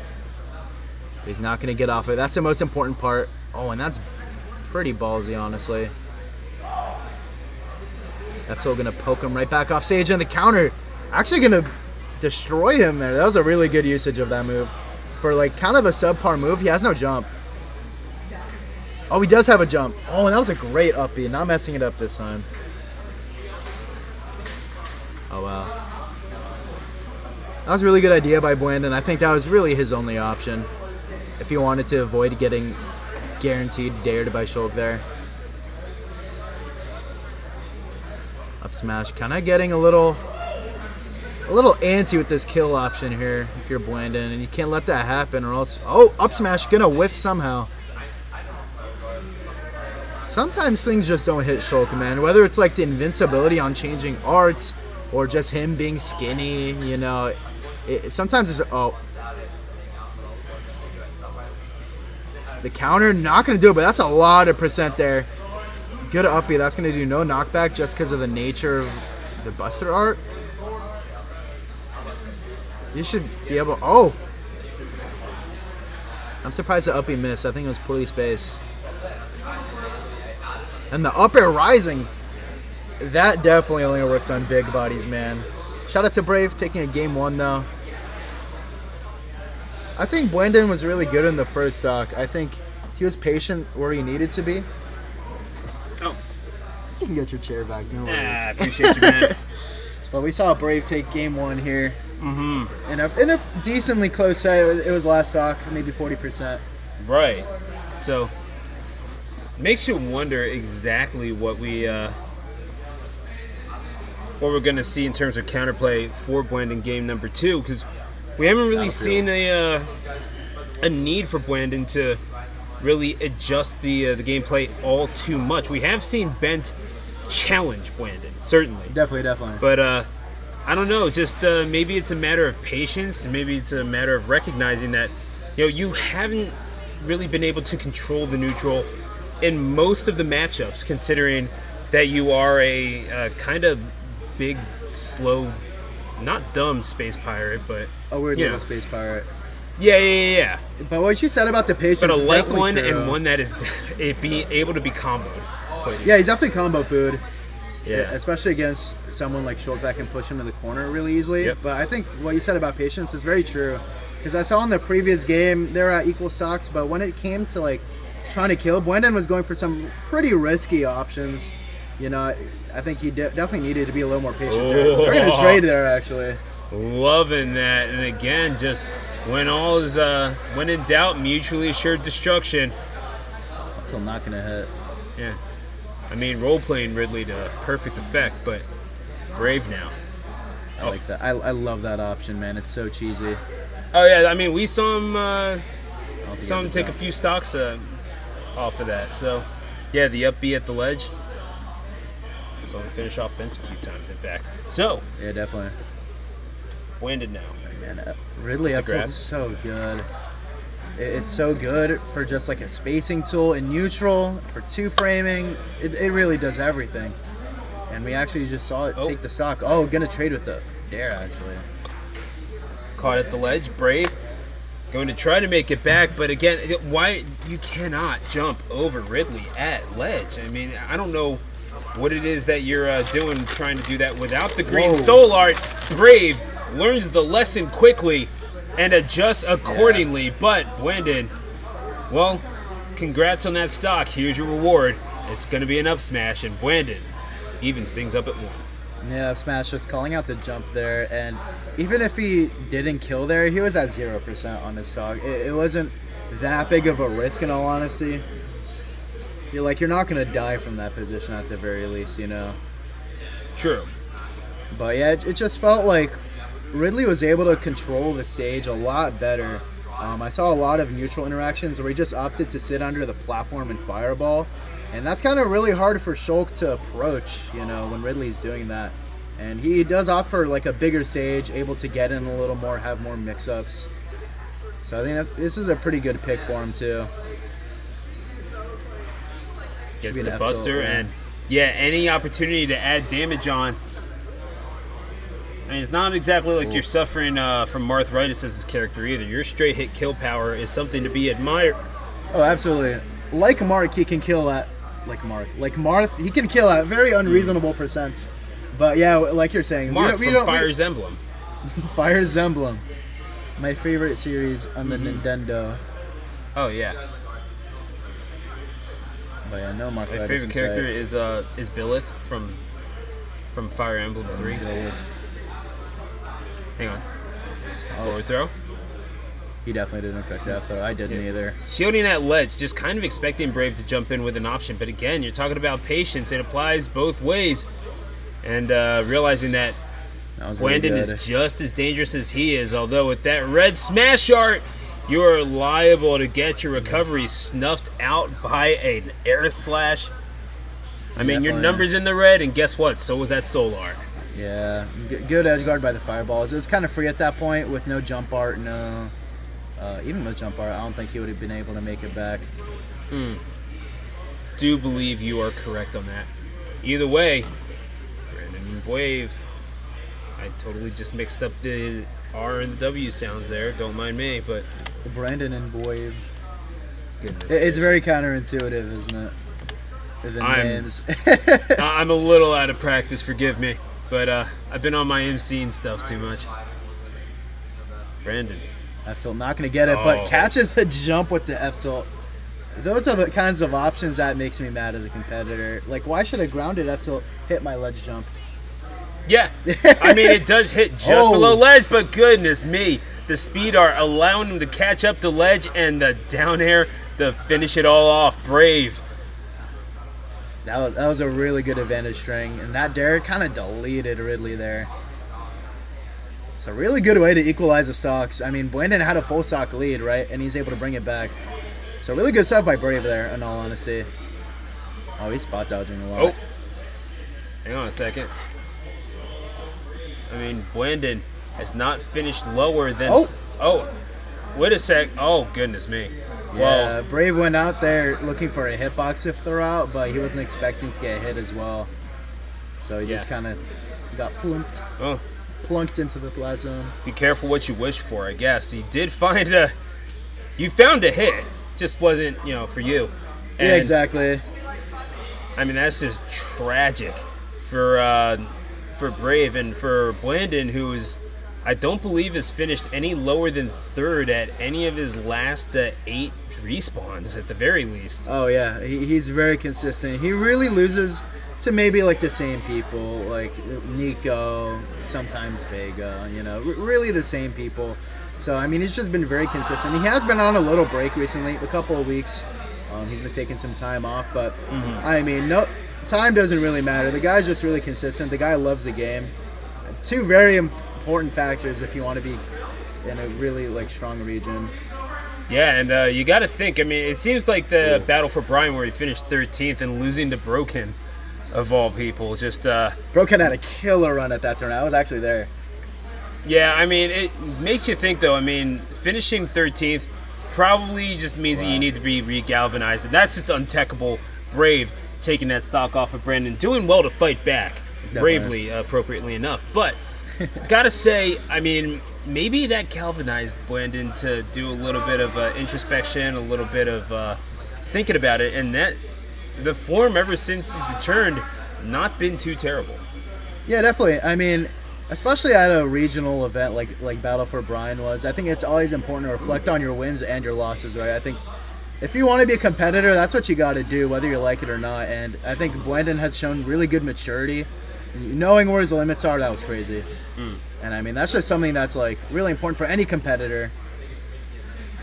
And I mean, the ability to know the options, there's a pretty big history of this character tilting people. So definitely, we know there's certainly Ridley is no stranger to the Houston area. The best Ridley in the world for the longest time. Trella, true. Yeah. That's right. And we did have a consistent guy. Manu also played Ridley. Took a set off of Nico, most famously. Oh, okay. And then now Blandon adding the Ridley to the mix as well. So we've definitely had a history of Ridleys, like you're saying. Yeah, and then again, I mean, this character still catches people off guard. I mean, Brave having a hard time negotiating it, keeping it relatively even in terms of the stock count, but doesn't really matter who takes in what order as long as you're the one taking the last one. That was Brave now. Great. Oh my God, he's just getting juggled now. That's what Shield Art does to you, I guess. Oh man, but he's running out of options. Yeah, and trying to land, you're not going to be able to. Blandon drags him off the stage and into the blast zone.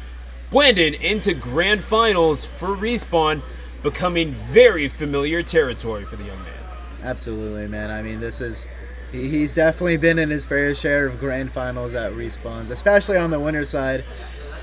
And yeah, he's definitely no stranger to that. But I mean, Brave put up a good fight. I think ultimately, especially that last stock, Blandon showed how patient he was with his advantage, just waiting for him to land, waiting for Brave to come to him.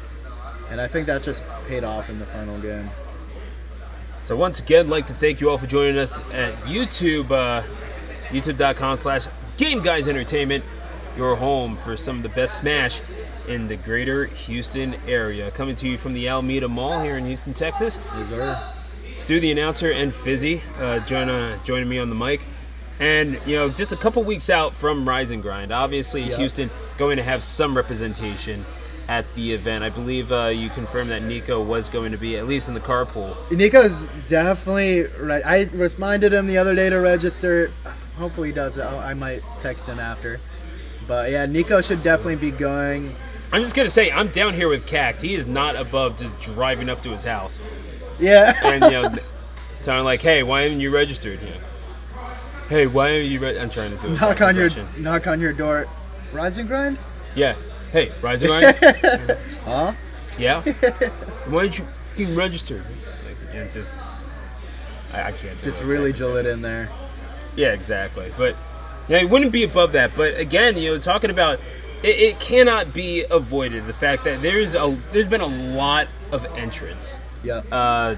Over the past couple of weeks, and they've primarily been from DFW, which has been the area that has garnered a lot of the attention when it comes to Texas Smash. Houston, not necessarily being an afterthought, but you don't even really hear it talked about in terms of people, even from from DFW or even players from like the Rio Grande Valley or even San Antonio. Like, why do you think that is? Why is it that Houston tends to be left in the shadows a little bit, even though there's clearly some quality Smash going Absolutely. on? Yeah, I think to answer that in I forgot it's a math term, but to answer that in a way is the reason why DFW is so strong, like you're mentioning. They're just very close. All the top players from there are very close. They go to every tournament. And if they're not, they're always getting games with each other, at least talking. Because I think that sense of community is really important when it comes to getting better and getting to travel more, and that's the biggest reason why I can think of why DFW is so strong, and that's something that I think is a little absent sometimes in Houston Smash, especially when it comes to around the top players. We've had some things recently, of course, and besides that, I mean, even before, I wouldn't say the PR has been very close like DFW is, and even San Antonio and Austin, It is a pretty spread out area. Yeah, it's definitely spread out, absolutely. It's definitely hard. Some of our locals are an hour and a half north, and that's where some PRs go, some PR players go, and the PR players that go there, they're not able to come here. Right. So there's no central local like a Freaks or something like that. Just not as many opportunities to truly trade off info, except for exactly. monthlies maybe. Yeah, like the monthlies, the rare monthlies or regionals that are held in Houston, And I know a lot of PR players, and from what I can see, they don't really talk about the game that much with each other, or at least hang out a lot of the time. And again, that sense of community is something that I think a lot of strong regions adopt, like DFW and all across America and other places, really. So yeah, I think that's in a long-winded answer. I guess that's your answer. But yeah, we just don't have that kind of close-knit bond. Interesting, but I mean, obviously having quality players, we've seen Absolutely. Nico get some very quality wins. Oh yeah. We've seen what people like Trella can do in the past, and now just trying to get a little bit of that momentum going again. Certainly hard without that central location, but when it seems like when the numbers do come together and sort of converge on a place like Waco, it is inspiring to see how Houston does show out for their people. Yeah, absolutely, man. And I think that's the reason, the biggest reason why Texas Smash is so good is because these cities, DFW, Austin, San Antonio, Houston, they're not RGV, They're not like a couple minutes to walk, They're several hours away driving. So whenever there's a tournament like Rise and Grind or some of the other T-Lock events, some big tournaments, everyone goes to that because they know that's the opportunity to prove how good Texas can be and, get games with other regions that you're really not going to see too often, So Right. I think that's definitely right. So I'm pretty sure that the Switch is about to go to sleep. So we should probably do something about that. We probably should. Hang on. I'm just gonna... I don't know if this has been updated as of yet, but... Yeah, no, if you're wondering what we're waiting on, yes, Tonyo, is waiting in losers semifinals after beating Bent by a score of 3-2, interestingly enough. Oh, wow. And yeah, Tonyo making this losers bracket run all the way up through losers round 3, so 3 successive wins to finish at least 4th, waiting on the winner of Zohar and Yek. So yeah, I mean, that losers one you're mentioning is definitely not easy. I think Shulk Roy Shulk Roy's kind of a difficult matchup for those kinds of characters. So Tonyo beat Faru there, and then he ended up beating Mr. Officer Man Cop, who is a new player to the scene. In all honesty, I believe he's from DFW, and he plays K-Rool, and he actually goes to University of Houston. He's on the white or the red team. I don't remember which one, but he's definitely really good. He's gotten pretty consistent recently at some tournaments, and yeah. Oh, we see Stu in the camera. Hello. Thank you for keeping the Switch alive. And yeah, Tonyo beating Bent, who's been showing to be very consistent at some of these respawns, man. And you know, the thing is about Tonyo, I mean, a lot of people know him, formerly known as Prophetic, of course. Yeah, it's all good. I was just mentioning that Tonyo doesn't really come down to a lot of other tournaments. He's also a TO for that one very north tournament that I mentioned, Godlike. He's a TO for that one. Always shows up for that. And he doesn't really travel that much outside of that. So it's very cool to see him, you know, for the first time in a Blue Moon, go to a respawn. I mean, look at this, you know. Yeah. For the first time in a Blue Moon, go to respawn and get guaranteed fourth. That's definitely pretty cool to me.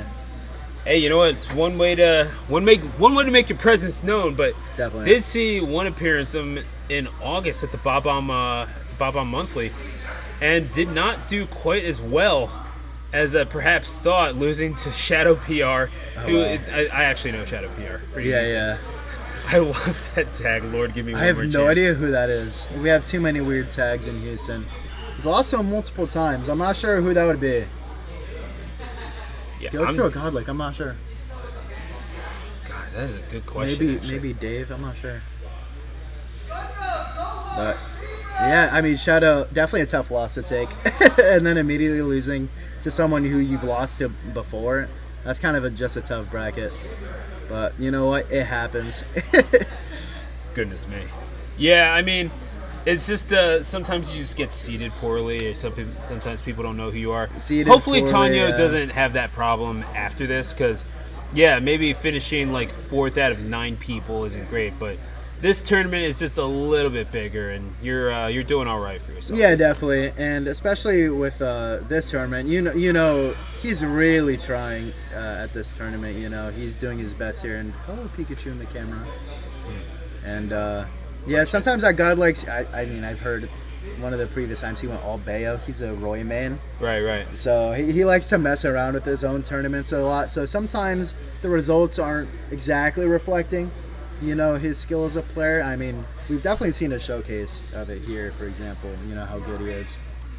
It's true, and I mean, just getting to see all those different characters, you know, it helps, because Roy is a character that has been meta for quite some time, with multiple representatives at the top level. People like Goblin, and people like Cola. I mean, just so many others that have come up, you know, through like their regional representatives. Definitely. I mean, my goodness, like how many Roys have we seen just from Georgia alone? It's a little nuts. But yeah, right. Then again, you could be talking about the same thing, you know, for Shulk, considering the prominence of Brave and Zohar in this bracket, who we're about to see right now going up against Tonyo. Yeah, that's true. That's definitely true. And I actually was talking about this matchup before, how with Shulk Roy, I think it's pretty harder for Roy to deal with Shulk, just because, you know, Shulk has the bigger hitboxes, of course, and Roy has a lot of trouble comboing Shulk, man. Really hard to kill him as well. And of course, Roy gets edge guarded easily. I mean, it's definitely tough. Yeah, no, I mean, it's one of those things where if you are able to garner that advantage, you're in for a show. But even then, Zohar, you have to know how to pilot this character. Zohar has as decent a mastery of it as anyone else. It's just a matter of, if you're trying to go further in these bigger tournaments, how much mileage can you really get out of Shulk? Like, there's all the potential in the world, but it takes a pretty big brain to unlock all of it. Yeah, definitely. And Shulk is not necessarily a straightforward character like a Roy. You know what a Roy wants. Shulk is definitely not, he's not a pick up and play character by any means, and his game plan in a lot of matchups aren't necessarily the same. So I agree with what you're saying. I mean, he's definitely not an easy character to pilot, but I think the reward that you get off of using him is really nice.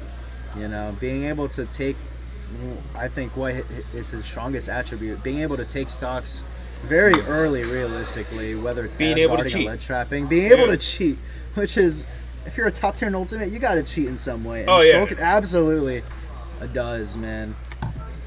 There are honest characters, and then there are characters who win. So Exactly. that is just what this game is. Welcome to Ultimate. But Yeah, right. I'm keen to see how this matchup's gonna go, though. I think they're both taking a break potentially here. I think so. So in the meantime, I did mention something on stream. The fact that the Dynamo were playing in the U.S. Open Cup final. Oh, really? Is that like the championship for MLS or something? No, U.S. Open Cup is a separate championship that's run by the United States Soccer Federation. Basically, every team in the United States has a chance to play in this if they can qualify. I see. So, like, MLS teams qualify automatically. Then USL championships qualify. Then like imagine if there were a tournament with like every baseball team, but like including minor leagues, something like that. Interesting. Like it's kind of like that. Interesting. Yeah. So, and pretty cool. I'm just gonna say, like, I'm pretty sure Lionel Messi scored in this one I'm sure he has. because they were playing Josef Martinez scored for Miami. So like signs of life, but Houston scored 2. So congratulations, Houston They're against Dynamo. Miami? Yeah. You said? Oh, there you Yeah, go. so congratulations, Houston Dynamo. You're U.S. Open Cup champions. Really good season for you guys, honestly. Like, I'm impressed. So, as a Philadelphia Union fan, hats off to y'all. You did quite well, and you definitely deserve the cup because beating a team with Lionel Messi on it is no small feat. Yeah, I mean, even at this age, he's just like LeBron. I'm a basketball fan, for example. Oh, yeah. What LeBron's doing at his age, what Messi's doing at his age, like, these are just generational athletes, man.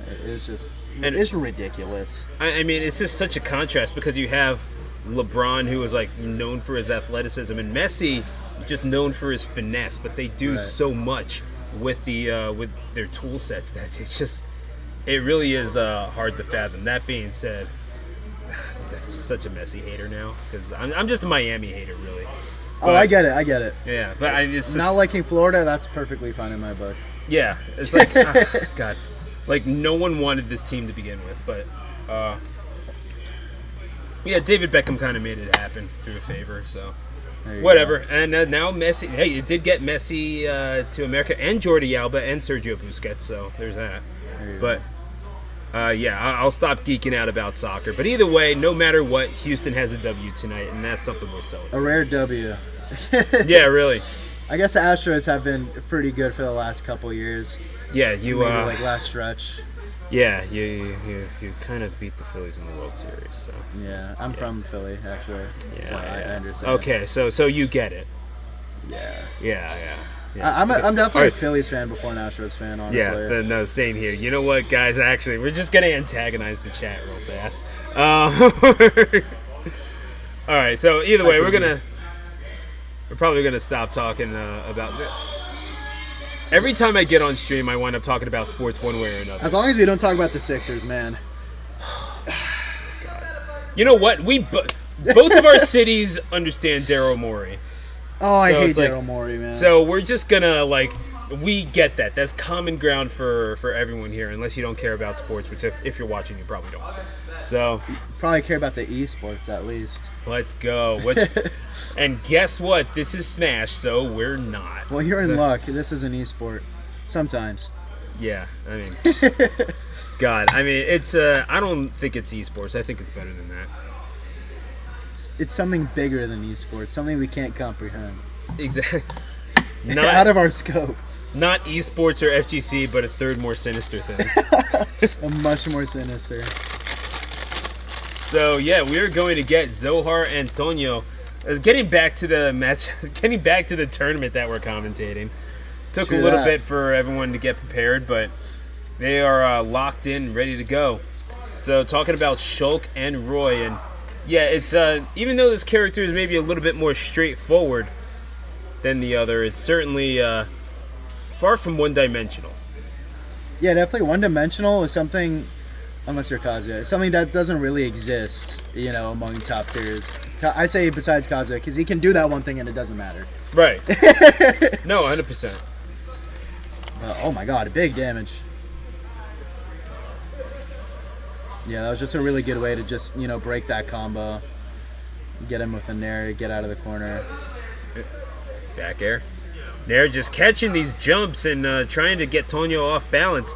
And that's one of those things. Obviously, if you're Roy, you like to just get in and out really fast, try to bait a little bit of movement from Tonyo. You're working a lot with that negative space, but A, you are outranged by that, by the Monado itself, and B, it's there's so many tools that you have. Like if you have a speed art, all of a sudden you lose that advantage, and you're having the game come to you, which is not exactly the position you want to be in if you're Roy. You want to control the pace of play. Yeah, definitely. And like there's so many things that Zohar can do to throw Tonyo off kilter that Tonyo is thus far negotiating quite well.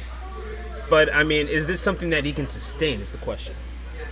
Yeah, definitely. I mean, like you're saying, the way Shulk is able to control the pace of the matchup, I think that's one of the biggest things against Roy, man. Because Roy, he loves to empty hop. He likes to condition you by mashing under shield, maybe going for some grabs. But Shulk doesn't really let you do that.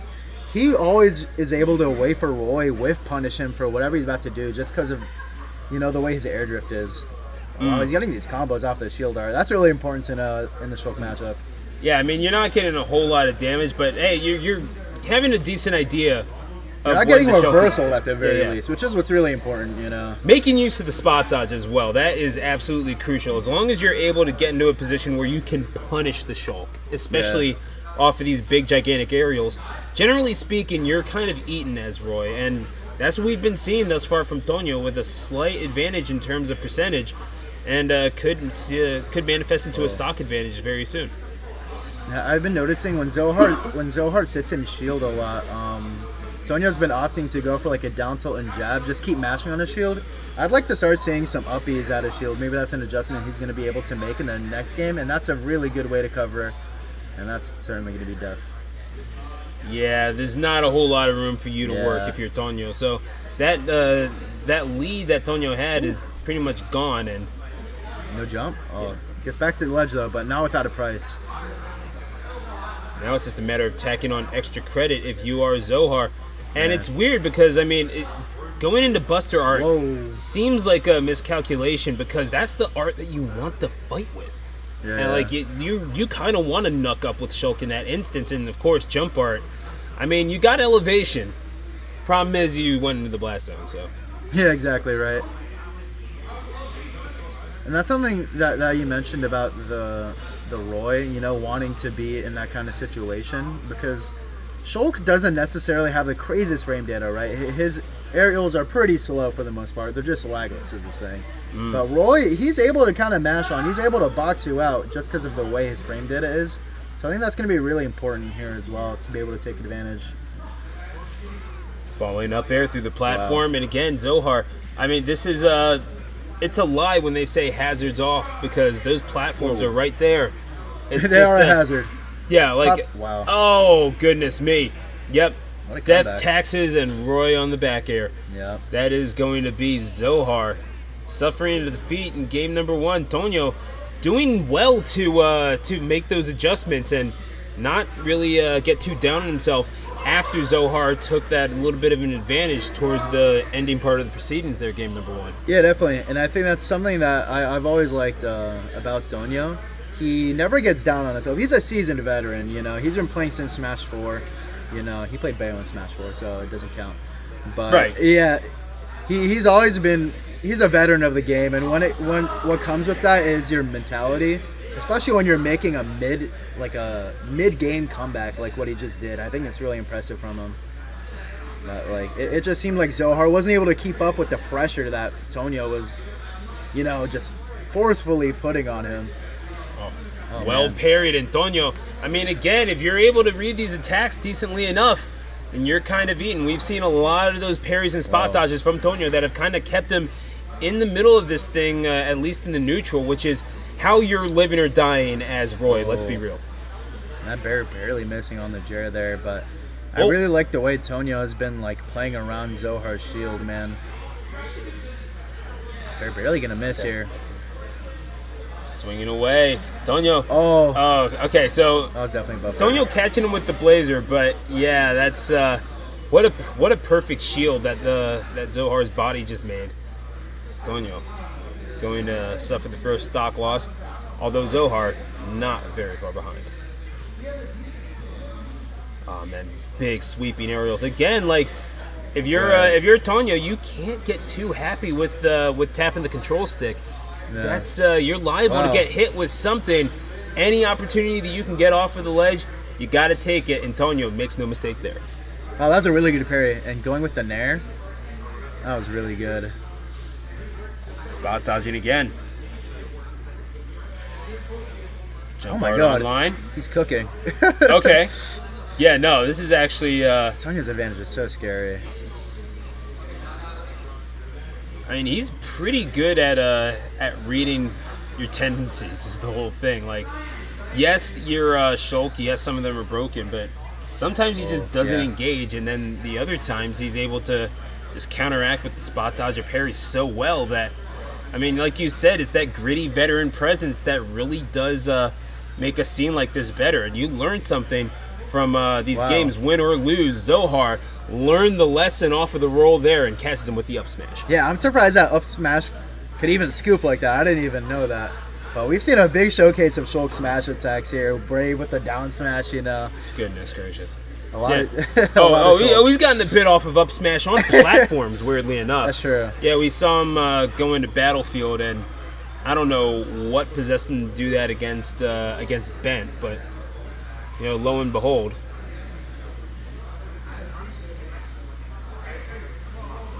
Yeah, I really like this counter pick for Zohar. He just has a lot of space to move. He's able to run away from Roy's hitboxes, and as he doesn't die, up throw not gonna do it. Callus definitely helps there as well. But yeah, he just has so much space to work around. It's really hard to get in. Oh, hello. Oh, well then. That's I don't even know if that kills like that. Doesn't it send up? it looked like a swing and a miss. I'm not really sure what happened there, but either way, Zohar is gonna have to fight with the lead, but with one less stock than perhaps desired. The down air, beautifully done. Zohar is able to survive the green soul art.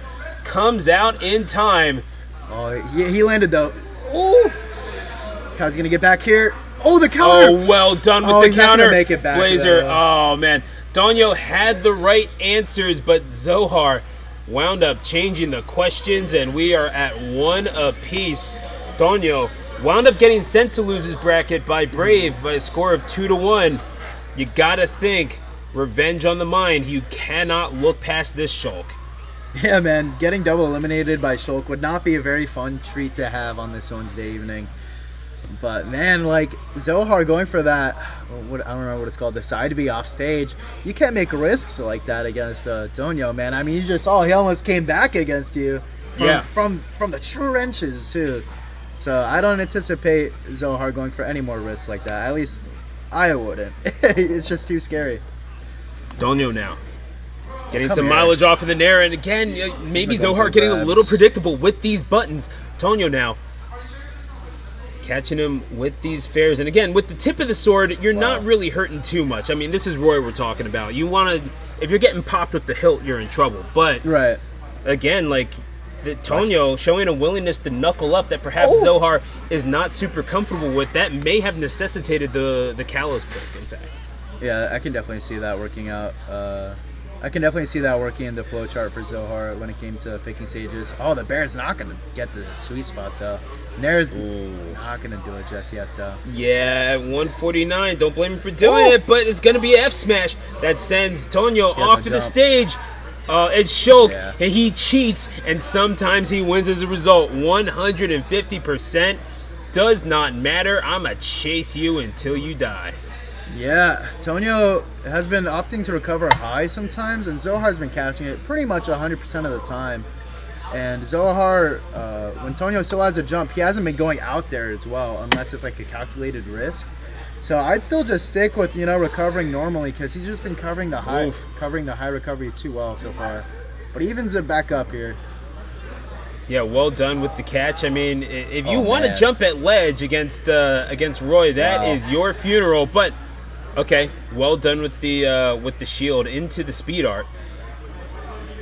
And again, just having that closing speed, catching Tonyo off guard. I mean, that's the advantage that Roy has on you, and you're able to take it away for a temporary period. Why not just do it? Zohar also doing quite that's well. gonna be it. Just sitting in shield. It's so powerful, man. It is. Just Shulk's edge guards against Roy just so brutal because you don't even have to worry about the hitbox of Uppy if you space your fair well. Especially with no jump, you might as well just call it quits. You're a dead man. Yep. Calling out the air dodge. Really good neutral B there by Tonyo. Doing well at the very least to make this an interesting game. Tonyo at 32, now 41%. Ooh. Far from a foregone conclusion, but again, it's a lot more space that you have to close down, and Wow. Zohar having a little bit more of a control of the pace of play, considering the expanded stage area. Going to be able to recover with the Blazer. Not going to be able to get any additional knockback given the smash art was out, but Blazer going to be able to make it back, is not so able scary. to. Both of these guys' advantages have been so strong this whole set. Oh my god. It's really back and forth. Down smash, covering the option like that from Tonyo. Though Zohar looking for the jump in, is not going to find it, but Tonyo is at the edge. Again, Ooh, catches a roll too. How do you get off ledge versus Shulk? I mean, the answer is you do not, and Zohar proves as such. Score 2-1, and Tonyo needs answers fast. Yeah, he kind of got pretty antsy with the fair. I think when it comes down to the final sock and it gets a little close, Tonyo kind of plays a little tunnel vision. I'd like to see him, wait for Zohar a little more, and because you're able to react to whether Shulk drifts in or not. I mean, his air drift isn't something like that. So I think I want to see him be a little more patient, hang back a little bit, especially when it comes to the final socks. We're going to be going to Battlefield this time. I think there's a chance he banned Kalos this time. I mean, absolutely. You want to make this Thunderdome. Like if you're getting the chance to knuckle up with Zohar, then that means you have a chance at winning this thing, because you get a lot more from being up close than Tonyo does. Definitely. Or than Zohar does, excuse me. No, you're absolutely right. I think we've also seen how, Tonyo is able to be proficient at just smothering him just with oppressive moves. And the side beat gonna confirm, but not gonna kill just yet.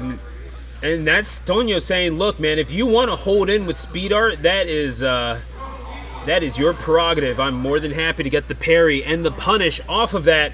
Going to get the grab. And really, the fact that you have to get so close for the grab as Roy, just a testament is you're really just you holding in and having to take the fight to Zohar. And Tonyo has shown no such aversion to that. Wow, what a happy. But again, Tonyo able to take advantage maybe off of these overextensions. Missing another fair, it just comes to think about how over would this set be if Zohar was able to just land all of his edge guards. I think that's something that Tonyo's been getting very lucky with, in all honesty. Oh, come here. Well done. Very aggressive get off the ledge option there. Okay. Oh, I like that jump. Just reacting to where Zohar's going to be. Air slash. Got those 2 hitboxes, my guy. And that's a combo. And really you know what? Stuff. Tonyo says, I only need this one. Going to get the combo into the up air to get the KO. And now, 2 games to 1. Zohar evening things up at 2 stocks apiece, and he's not done yet. Oh, that's really bit what? That was no. Oh no, Tonyo. I think that was a buffered bear. Oh, that was tragic, and I gotta say that I really should have switched the names. I do apologize, but either way, or the cameras, I'm not sure. The cameras are right, at least. It's just the ports, I guess. It's the game that's wrong. Yeah, exactly. Yes, so we blame the game as always. Yeah. But man, how do you come back from this? The one thing I can't switch, folks. Sorry about that. Either way, yeah, Tonyo. That's not only that. It's big mental damage that you're come unfortunately having to deal with, Oh. and the recovery simply not there. Zohar, gotta say, Tonyo doing very well to place fourth, considering it hasn't really come out to one of these in at the very least quite some time. But I mean, better than fourth out of those small brackets, I guess. Is you're doing you're doing the work, man, and he's done quite well for himself here. I don't think people are going to be sleeping on Tonyo for much longer. Yeah, definitely not. I think around Houston, people know that Tonyo is nice with it, man. He can be a little inconsistent sometimes. Like we saw that placement at, what was it, Battlefield Brian? Not Battlefield Brian, Ball Bomb, something like that. Yeah. But yeah, I mean, losing to Zohar, I mean, that's also a hard matchup because Zohar has been hovering like the HM lower end PR level for quite some time now, several PR seasons at least. And he's shown to be like getting set wins over multiple PR players as well. So I mean, Zohar is also a force to be reckoned with, man, and he just proved it with how dominant he looked against Tonyo. Doing okay for himself. I mean, just Definitely. that he has that the mental game is there with how many like defensive with all the defensive maneuvering that he was doing, supplemented with just the ability to react with the parries and the counters. Obviously, coming down from above ledge. I mean, Tonyo is not a bad player by any stretch of the imagination. Definitely I not. do think that those results at the Godlike Weeklies are a little deceptive, considering Yeah, what we exactly. just saw from him is not representative of who he is as a player, and it's Zohar trying to get the run back against Brave, and what do you know? He succeeded. Yeah, I mean, Tonyo put up a definitely good showing here, for sure.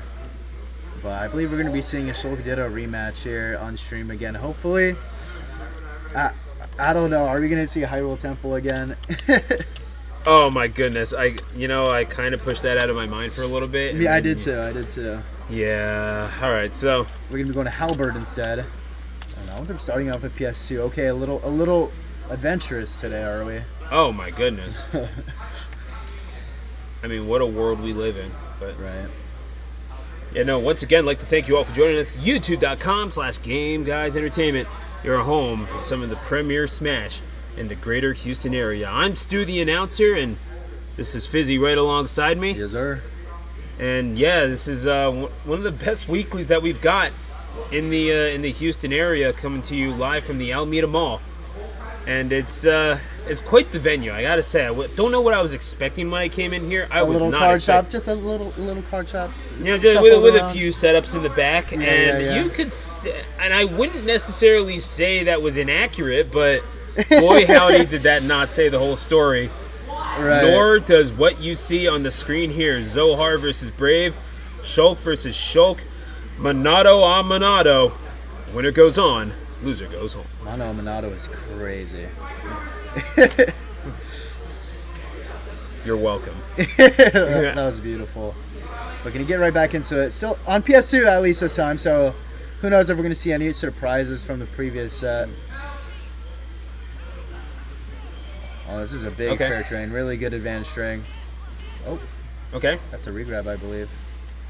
Brave sitting in shield, and knowing that Wow. Zohar probably feeling himself just a little bit after having taken down Tonyo, got a good mentality about what he's done, and wanting to prove himself against Brave, who took him down in winner's side and winner's Right, semis. right. So you got to think Zohar has something to prove, and Brave realizing that, sitting in shield for a little bit, letting Zohar bring the game to him and reacting accordingly.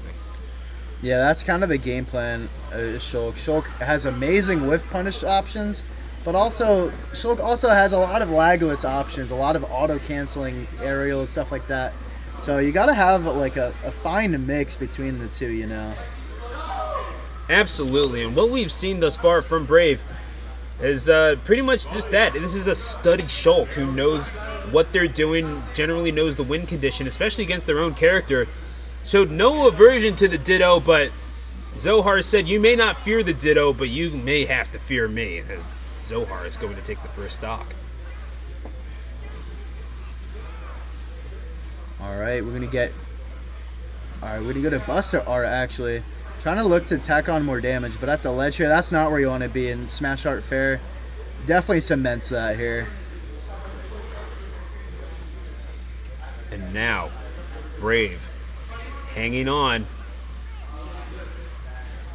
2 stocks apiece. Brave is just trying to drag so hard to the ledge. I mean, you can see him going for the cheese. You can see the gears turning, but Zohar knows better than that. It's like I think I want to make this. I think I want to make this as fair a fight as you can possibly get with Shulk. Which, let's be real, that it doesn't exist, but it's a nice idea. Not.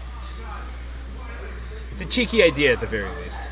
It is definitely a cheeky idea, and that's what Shulk's all about here. But it's very interesting to see kind of the ledge play because, of course, Shulk is such a phenomenal ledge trapper, but also is like pretty decent at getting off of ledge, especially when you have like an art that's able to, mix up your timing a little bit, like speed art or jump art. So it's very interesting interactions that I'm seeing from ledge here.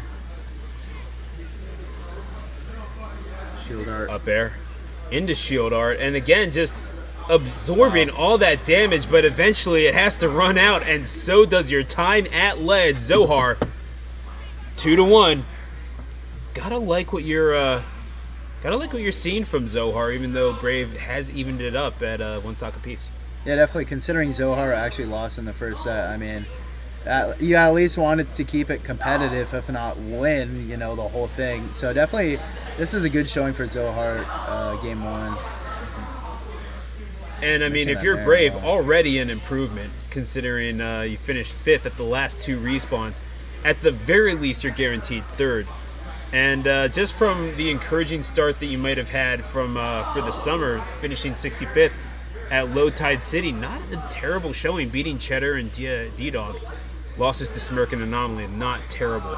But like you're trying to get a lot out of the character that you're playing, and I mean, you're showing out at the very least, but now you've got Zohar who's breathing down your neck and perhaps taking his sword to it! That was crazy. And right on the top of the dome, Zohar is going to plant the Blade of the Monado right into it. And that is going to be game number 1, going to the underdog in this one. Yeah, that was a really crazy down air because I can only imagine if you missed what kind of reversal Brave was cooking up, So that was a really good, edge guarding, clearly, because it worked.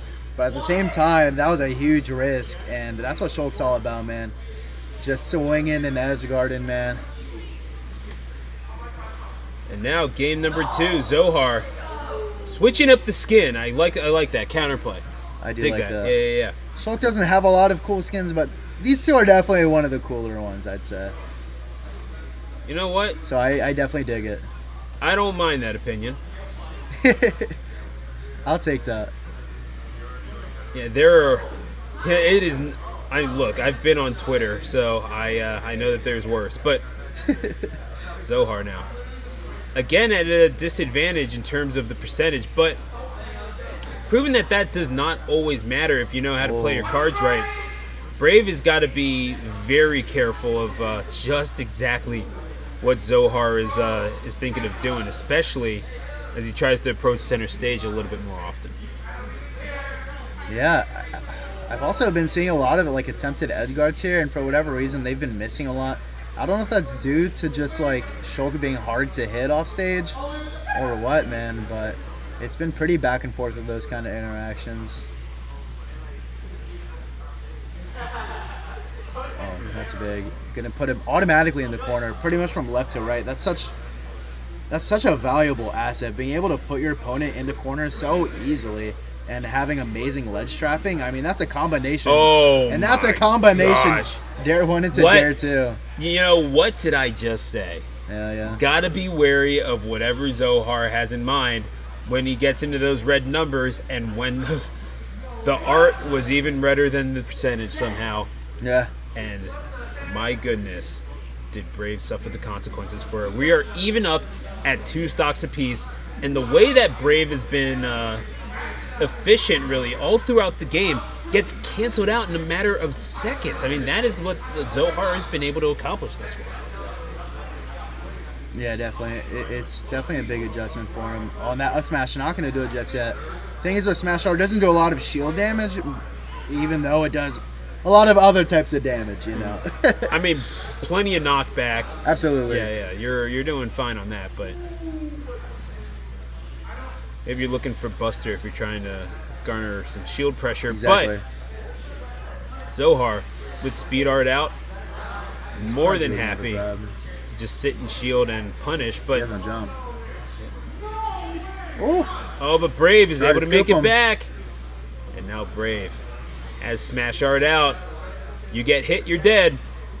Zohar is these going to guys- fully utilize that jump art. yeah. I mean, these guys have been so tricky when it comes to recovering, man. I mean, both of these guys have been using their arts, using Whoa! a lot of the resources at their disposal, man. Oh, and smash art is out. Gonna try to preserve it at least somewhat. Speed art is going to be the switch in. But Brave, able to catch these jumps. Yeah. I mean, what other option Get are her you in. going to have? You're at the ledge. Shulk is going to take the toll, but Zohar says, I always get mine, an eye for an eye. And these two kings going at it, there can be only one. Yeah, again, an even stock going into the game, too. Very close game again. And I think that kind of edgeguard interaction we saw Brave do against Zohar, man. Like, you're able to get that jump read with the fair. And it's really a 50-50 if you're going to die or not, you know. Because if he decides to follow you and fair as you're falling, you're also going to die. Especially with no jump. So it's just a really hard position for anyone to be in against Shulk. Even if you're also a Shulk. So definitely something to watch out for. And another, oh my god, the smash art F smash. What Oh a my call-out. goodness me.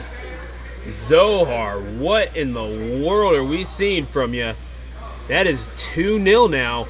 And we said that Zohar might be looking for revenge from winner's semifinals.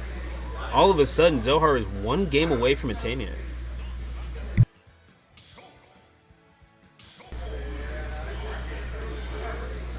All right.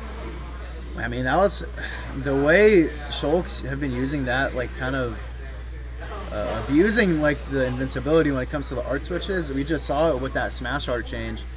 I mean, it's just the easiest and cheekiest way to, you know, get a reversal off of someone. You know, instead of just a spot dodge, you're able to get a smash art out of it and kill at some ungodly percents, you know. And it's less lag in a spot dodge as well, being able to switch arts. Oh, that nair's not going to hit.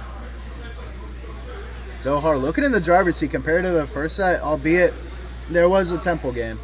But up 2-0 is definitely a big adjustment from the winner's side set. I mean, I'm used to Temple just bringing me misery, but that's because I watch college football. So, My brother went to Temple, actually. so did mine. Really? Yeah, There you go. yeah. No, it was a film major. Yeah, go Owls. There you go. We also have an Owls here, Rice Owls. That's in Houston. Oh yeah. You know, I actually kind of forgot about that. Yeah, they're definitely a smaller school, but Yeah. they exist. We acknowledge them. Good baseball school though, Definitely. All right, Brave with the ledge traps. and they're also trash at football. So there you go. Yeah. Okay, so now Brave. I mean, we're seeing just a lot of swings, man. This is just—it seems to be posturing more or less. Like we're seeing a lot of Monado swings, nothing necessarily hitting until just then. Wow, the Zohar two-frame. likes to approach with that jump art, and he really likes getting that KO below the ledge. Oh, absolutely. Zohar has been very proficient at getting these edge guards pretty much all day. We saw, especially against Stonio in the previous set, where it feels like more than half of his stocks were just coming from edge guards, you know, and definitely continuing that trend here. Really good way for the spot dodge. But contrast that with Brave, who's more than content with getting these stocks with maneuvers from the stage, primarily up smash, honestly. The Like jump. Zohar just seems to be really good at catching Zohar's landings on the stage and calling them out. It's just, thus far, Zohar's been a little bit more efficient with what he's been able to get off of these stocks. Oh, that shield broke with the Buster Art Fair. You're definitely buddy. going to die.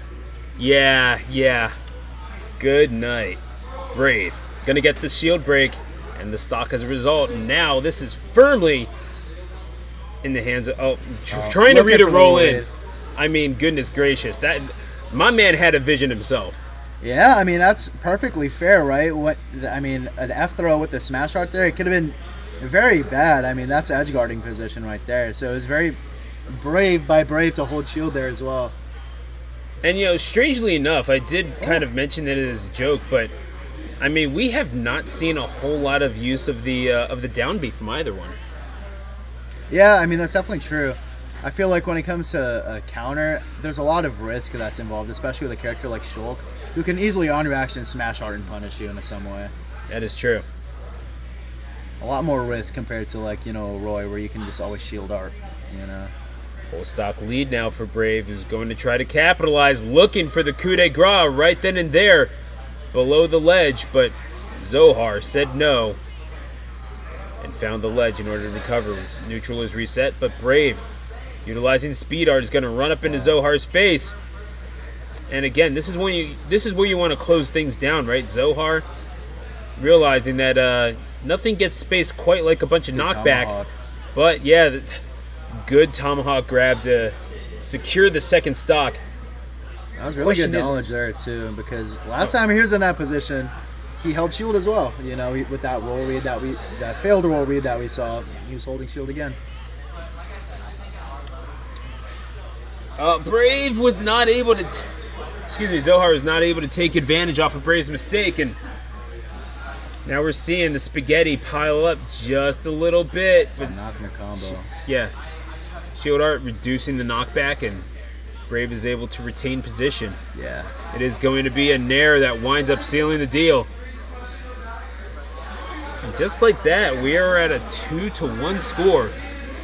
Brave getting on the board, but how sustainable is this momentum? It feels like Zohar is still getting quite a bit off of just these, off of what we would call the government cheese. The government cheese, that's for sure, man. And, a verse 3-0 here for Brave is definitely not out of the woods for sure. It's just going to come down to Zohar. Is he going to maintain his game plan? Is he going to get these edge guards that he's been continuing to get? I think that's been the highlight of his run so far. So I'm definitely keen to see, first of all, what stage they go to. I think they've been going to PS2 the whole time, so I think that's something very important to see if you're Zohar. Something very important to consider, rather. So it'll be very interesting to see what's going to go on here. Now we're going to see Zohar counterpick the Temple. I'm joking. Please say that was a joke. Okay. And we're off. Great offensive. I just kind of saw the start screen and realized, oh god, I spoke something into existence. Yeah.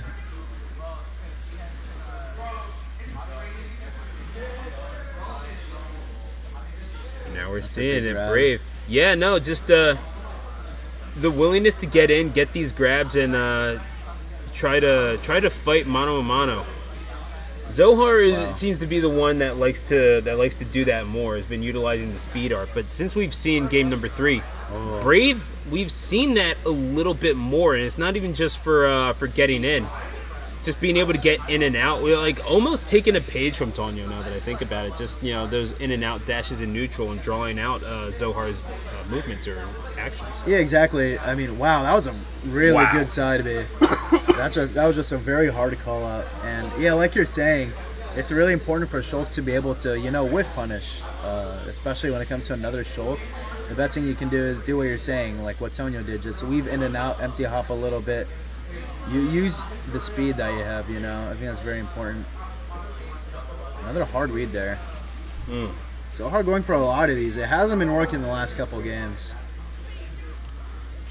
Zohar missing on these grabs. Brave getting a little jump happy. It is important to remember that these jumps are frame commitments too. Zohar, absolutely. I mean, we saw just how much he got off of patience against Tonyo. Might have to take a little bit of that against Brave as well. You can't be antsy to get the win because you want to rush into things. That's fine, but you're the one down.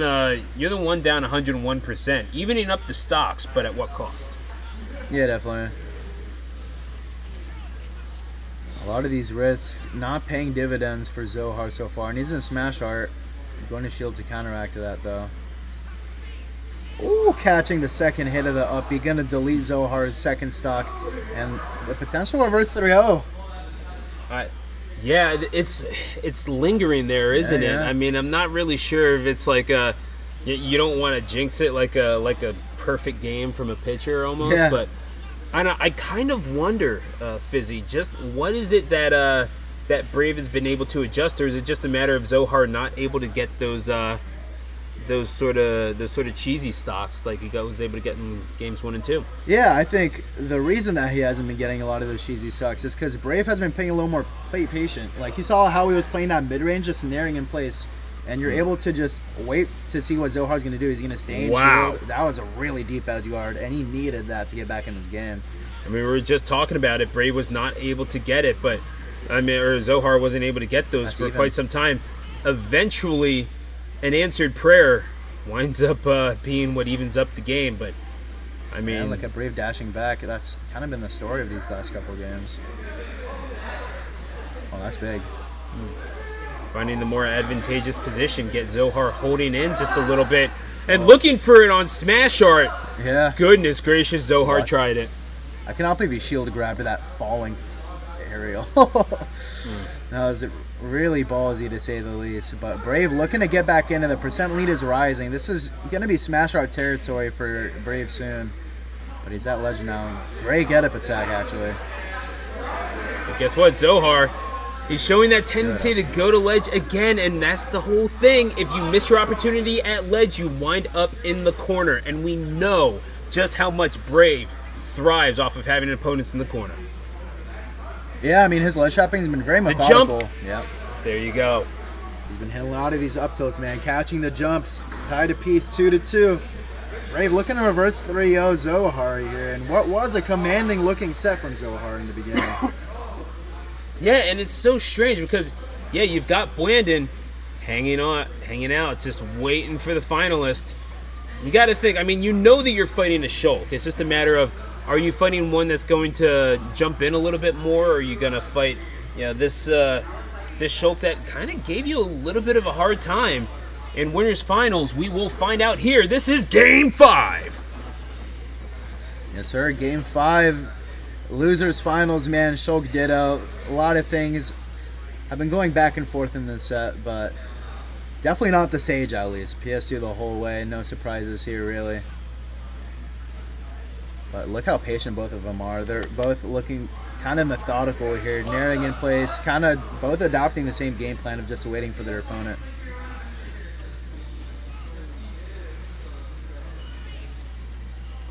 All right, mashing on shield. Yeah, the thing is, when Shulk is hitting another Shulk shield, there's not a lot of options that Shulk has at a shield, especially against Shulk, just because of how safe his aerials are. His fastest options like up B, that's like frame 12, I believe. You really just have to use the space that you have in order to play around Shulk defensively as Shulk. I'm saying Shulk way too many times. I mean, we're seeing Shulk way too many times. Yeah, right. Being honest. Oh, the counter not gonna hit. Wow. Up tilt gonna secure it. I mean, Zohar taking the losing the first stock, and now I mean, what is it? Brave on the cusp of a reverse 3-0, and like you said, I mean, in the words of Guns N' Roses, all we need is just a little patience. Yeah, exactly. That's kind of been the story for Brave in these last couple of games as well. Just like he doesn't have to commit if he doesn't have to. He's in the lead. Why risk it, especially when you've seen how good Zohar's edge guarding has been. You don't need to put yourself in that kind of risky position. Brave now. Sitting at 99%, still great with counter. All three of those stocks, but Zohar is going to swing and miss on that one. Up tilt not going to hit. Roll F tilt gonna delete Brave stock there. He needed that. Yeah, and it wasn't a stock that Zohar was cheesing. I mean, we do talk about those as being the difference, but all of that was followed up by really solid Shulk play, and Brave is going to say, this is how you hit your counter. All of a sudden, Zohar, on their last stock of the tournament, what can they do with a chip in a chair? Exactly. That was really smart by Brave, to save that option. He kind of baited out the side B by going a little low and waited to be able to counter, and the recognition with Smash Art too. That was just really good, basically conditioning by Brave there. Kind in the chat, let's go Shulk, and I'm inclined to agree. Zohar The Nair's whiffing on the grab, however, and guess what? You are in sharking position. Brave looking to take full advantage and dials it up to 80, now 90%. Brave on victory's doorstep. Will he enter? Grand finals, man, and it's looking like it. Got to get past his ledge, though. Okay. Zohar now. Almost to triple digits, but we've seen him fight out of these corners before. Yeah, gets him at his shield. So difficult. Brave has had so much momentum going on in this set. What a reversal! Oh my goodness gracious. Thought you had the answer. Brave changes the question, and it's Brave with the reverse 3-0, making it all the way to grand finals. And we are going to have the Shulk Ridley rematch that we've been waiting for. Yeah, who knows how many Shulk Ridley matches Blandon, I almost said Manu, Blandon has played today, man. So if you hate Shulk, man, I'm sorry this is not the stream for you, because sorry to break it to you, but regardless, it was really good by Brave. Adjusting his game plan mid-set, and Zohar just had trouble adapting.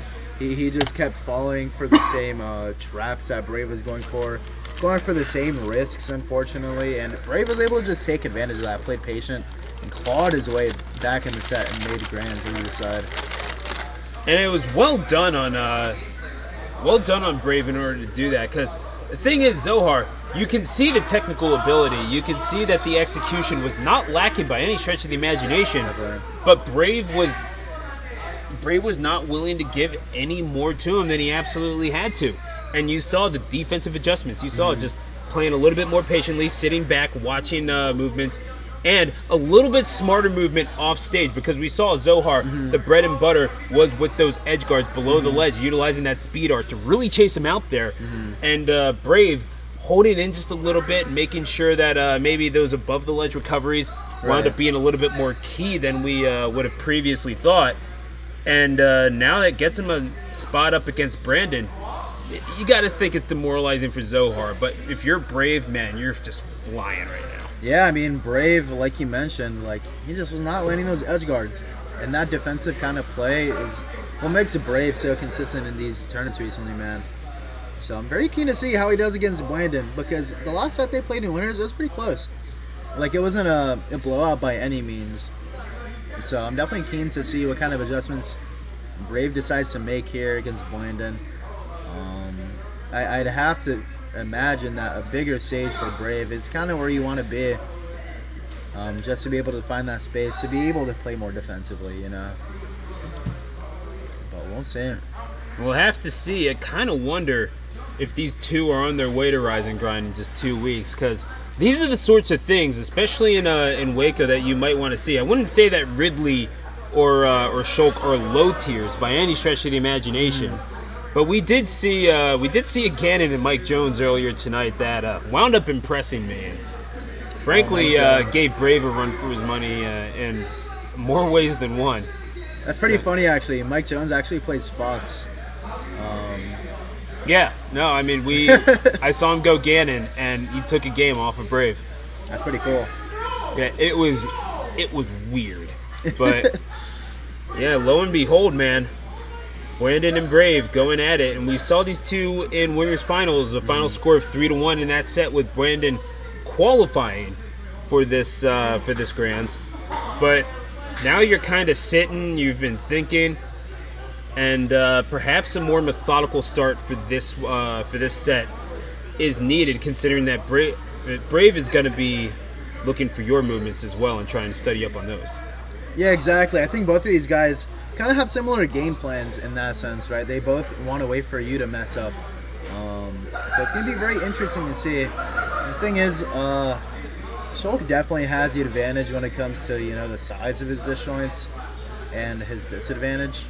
So it's going to be very interesting to see that kind of play out, as they're on the wrong ports again, but that has not stopped anyone in this bracket so far. Game 1 of Grand Finals. And it won't stop us either. Welcome to Grand Finals here at Game Guys Entertainment. Also on YouTube.com/Game Guys Entertainment. And yeah, from the Almeda Mall in Houston, Texas, game number 1 is on Pokemon Stadium 2. I mean, as we have carried on, so shall we continue. Absolutely, man. And right off the bat, oh my god, these huge strings from Brave instantly putting off stage with the Oh my That was goodness. crazy.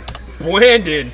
You know what? We were asking if maybe he would have been a little bit cold. I don't think so from go to KO in just 30 seconds. Yeah, right. That was a very fast stock, and that was also a very fast stock. What a conversion there. The nair into the dare. Oh man, I mean, there's the need for patience, and then sometimes a bull's got to learn a lesson. I mean, Brandon getting hit with the ring hand to show at that time. Real talk. Yeah, definitely. But man, what some very fast stocks on both ends, man, and that could definitely be an indication of how this set, or maybe even 2 sets, is gonna go here. Gonna get him at ledge again at a very high percent too. Smash R is very scary. Rising Fairy able to get out the corner actually. That was a really risky option. Oh,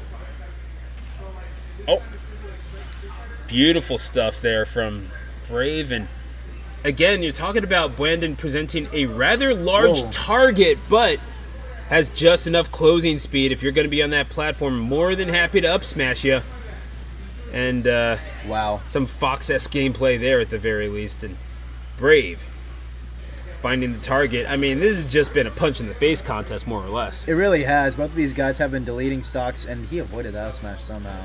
Just been going at each other, man. Killing at very early percents as well. Okay. Let's see. Fireballs in neutral. Very interesting option. And the dare is going to hit somehow. That felt fair. Brave is Yeah. going to get that. And I'm not quite sure how that dare hit. Brave doesn't look so sure either, but I don't think he's in a position to complain. Yeah, right? I mean, this is only the first leg in a potentially, multiple set he has to, endure against Brandon if he wants to win this whole event. But, yeah, man, he just killed a Brandon at some really good percents. And I think the Nair Dare is a true confirm as well. I mean, very good awareness by Brave so far. And now Brave is going to He's try to... waiting. Okay, and so now we're seeing the maybe more carefully paced game. Because you saw, okay, we went a little crazy, and Brave is more than happy to just kind of maybe sit and chill. Wow. Although, if you're going to get him at ledge, I think Brandon is going to be more than happy to apply some damage. Yeah, definitely. I mean, Ridley's ledge trapping is really what makes him such a phenomenal character when it comes to like F tilting, nairing, just continuing to put the rinse and repeat on ledge. And that up air, not gonna take it just yet. Neither is this up air or that one. Yeah. Shout out to Shield Art. Yeah, Whoa. it's been putting in quite a deal of work, and now Brandon, well, guess what? I've got a nair too, and you've got a shoulder button. One of us is using what we've got, so Yeah. it's going to be Brandon taking first stock in this game number 2, and again, 5 stocks to win it all for Brave. Brandon only needs the 3. Got to think Brave with a little bit of head of steam behind him. Brandon has got the fire to make some of his own. Yeah, definitely.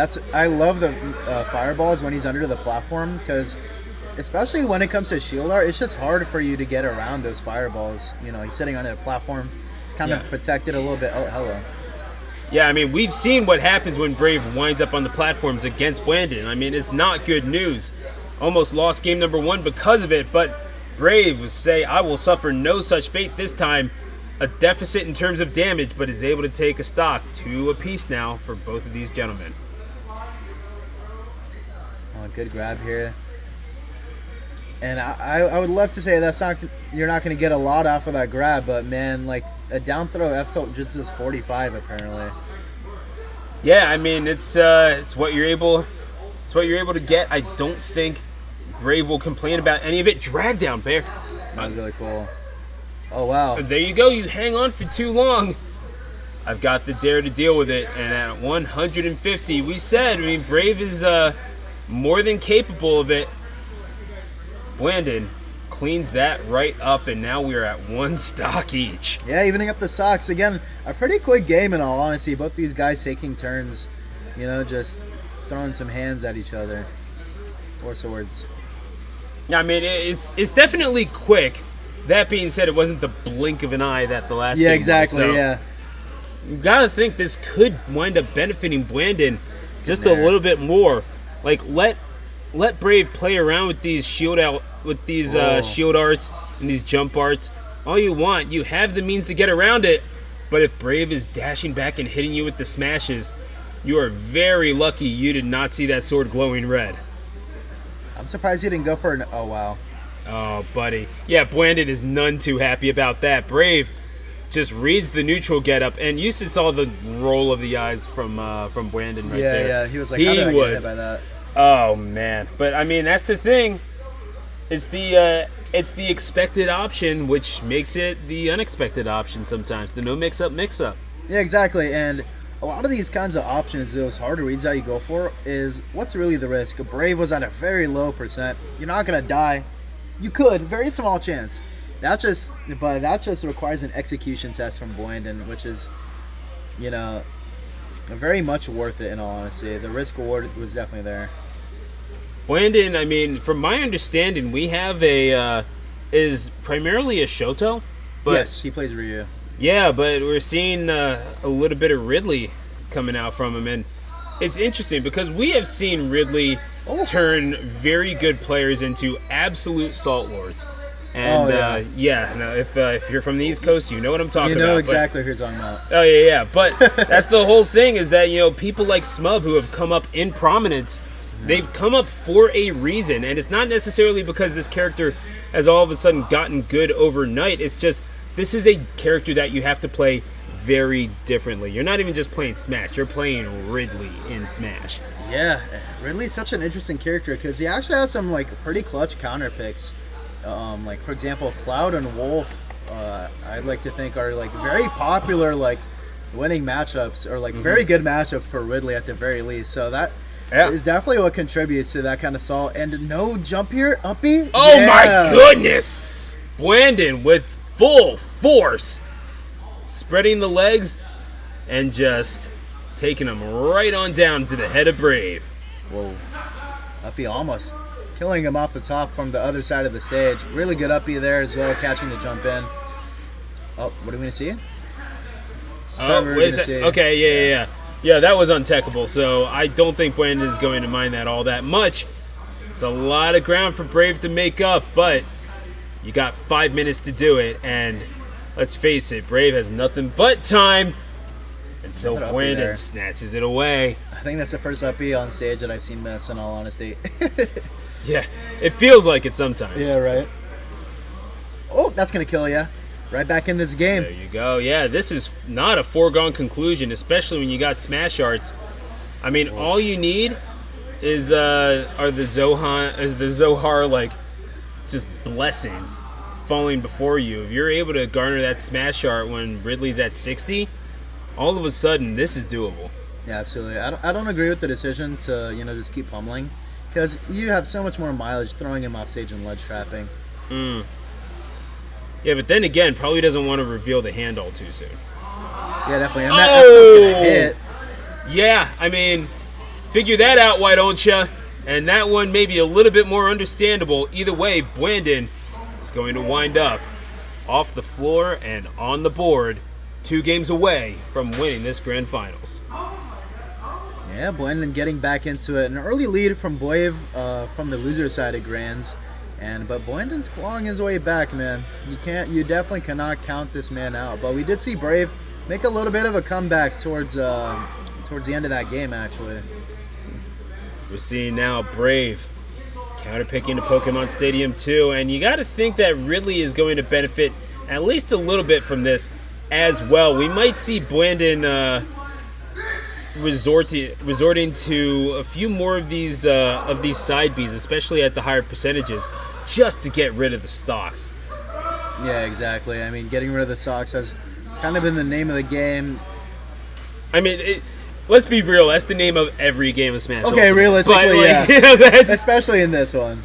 Yeah, it's just it really does seem to be about keeping that sort of pace. Even if you're not winning, you're keeping up. You're breathing down their neck. Exactly. And that seems to be what has kept Brave in this one, and really was the key to success in a lot of those in both games 1 and 2. Even if Blandon was going kind of crazy with the Ridley, right, was able to make it right back up. Oh, that's gonna be big. Like that's really interesting why he opted to go for a smash art there. Yeah. Oh, beautiful. Having the visions off stage, and Blandon is going to be made to pay for it. 2 stocks apiece now, and Brave could be taking a momentary percentage lead, is what I would say, if Ridley Nair did not exist and the up B did not come out. Blandon. Very consistent at those, man. Oh, your visions are but delusions, Brave. Who do you think you are? And Brave says, I think I'm the best Shulk in Houston. And the contention will rage on into the night here at the Almeda Mall, looking for the up B off of the ledge. Not going to find it just yet, but things are getting a little bit more tense as the up smash is going to connect. Blandon and Brave battling it out in this game number 4. Yeah, man, what a turnaround we've been seeing from Blandon. Almost getting the double dip from the Ridley up B there as well. But, man, really just what a turnaround. Just a few pixels, just a few frames off, and Brave would have been singing a very different tune. Oh. Got the smash art out.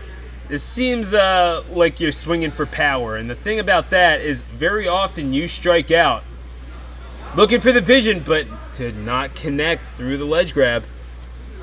Oh, and there that you hit are. the jump. Wow, that was a really good F tilt there by Blandon. A pretty commanding lead. Not even giving Brave the chance to come back in that game, and now we're tied at 2-2 apiece. So my question is, was that Blandon reading the jump, or was that just kind of hitting buttons and hoping something connected? I'd say it's a managing a risk reward thing, because if you miss the F tilt and he ended up going right through you, you're gonna get put off stage and you might lose your stock. But at the same time, you have another fresh stock waiting for you. But if you hit, you win the game. You know, it's the thing that you can do if you can afford to do it. Exactly. The reward was high enough and the risk was very manageable. I think that's something that a lot of really high-level players just execute, you know, just in a split second. They just recognize these kind of situations so easily. Wow, he's just spamming. So now after 2 stocks, after a reverse 3-0 in losers final, now all of a sudden Brave in very real danger of suffering the same ignominy in this game number 5. Brave is doing everything he can to make sure that does not happen. 77 percentage points suffered in that first stock. It's taken up to 97 now, and Brave looking to close it out and will not be able to do so here. But Blandon is on the hunt for it. Yeah, if I'm Blandon, I want to try getting these up smashes on platforms a little better. Man. Really good dash back. Mm-hmm. Yeah, and we're seeing this extra credit that's being accrued from really just letting Blandon try and dash in. The restlessness that Blandon might be feeling. Brave is taking full advantage of this and already guaranteed one of the better respawn finishes. And now is able to get some decent results out of this and just let Blandon take the game, bring the game to him where Brave can counterpunch. Wow, that combo, that almost put him at the ledge as well from center stage. Nair F tilt, and Blandon's going to have to make some big adjustments here in order to get back in this game.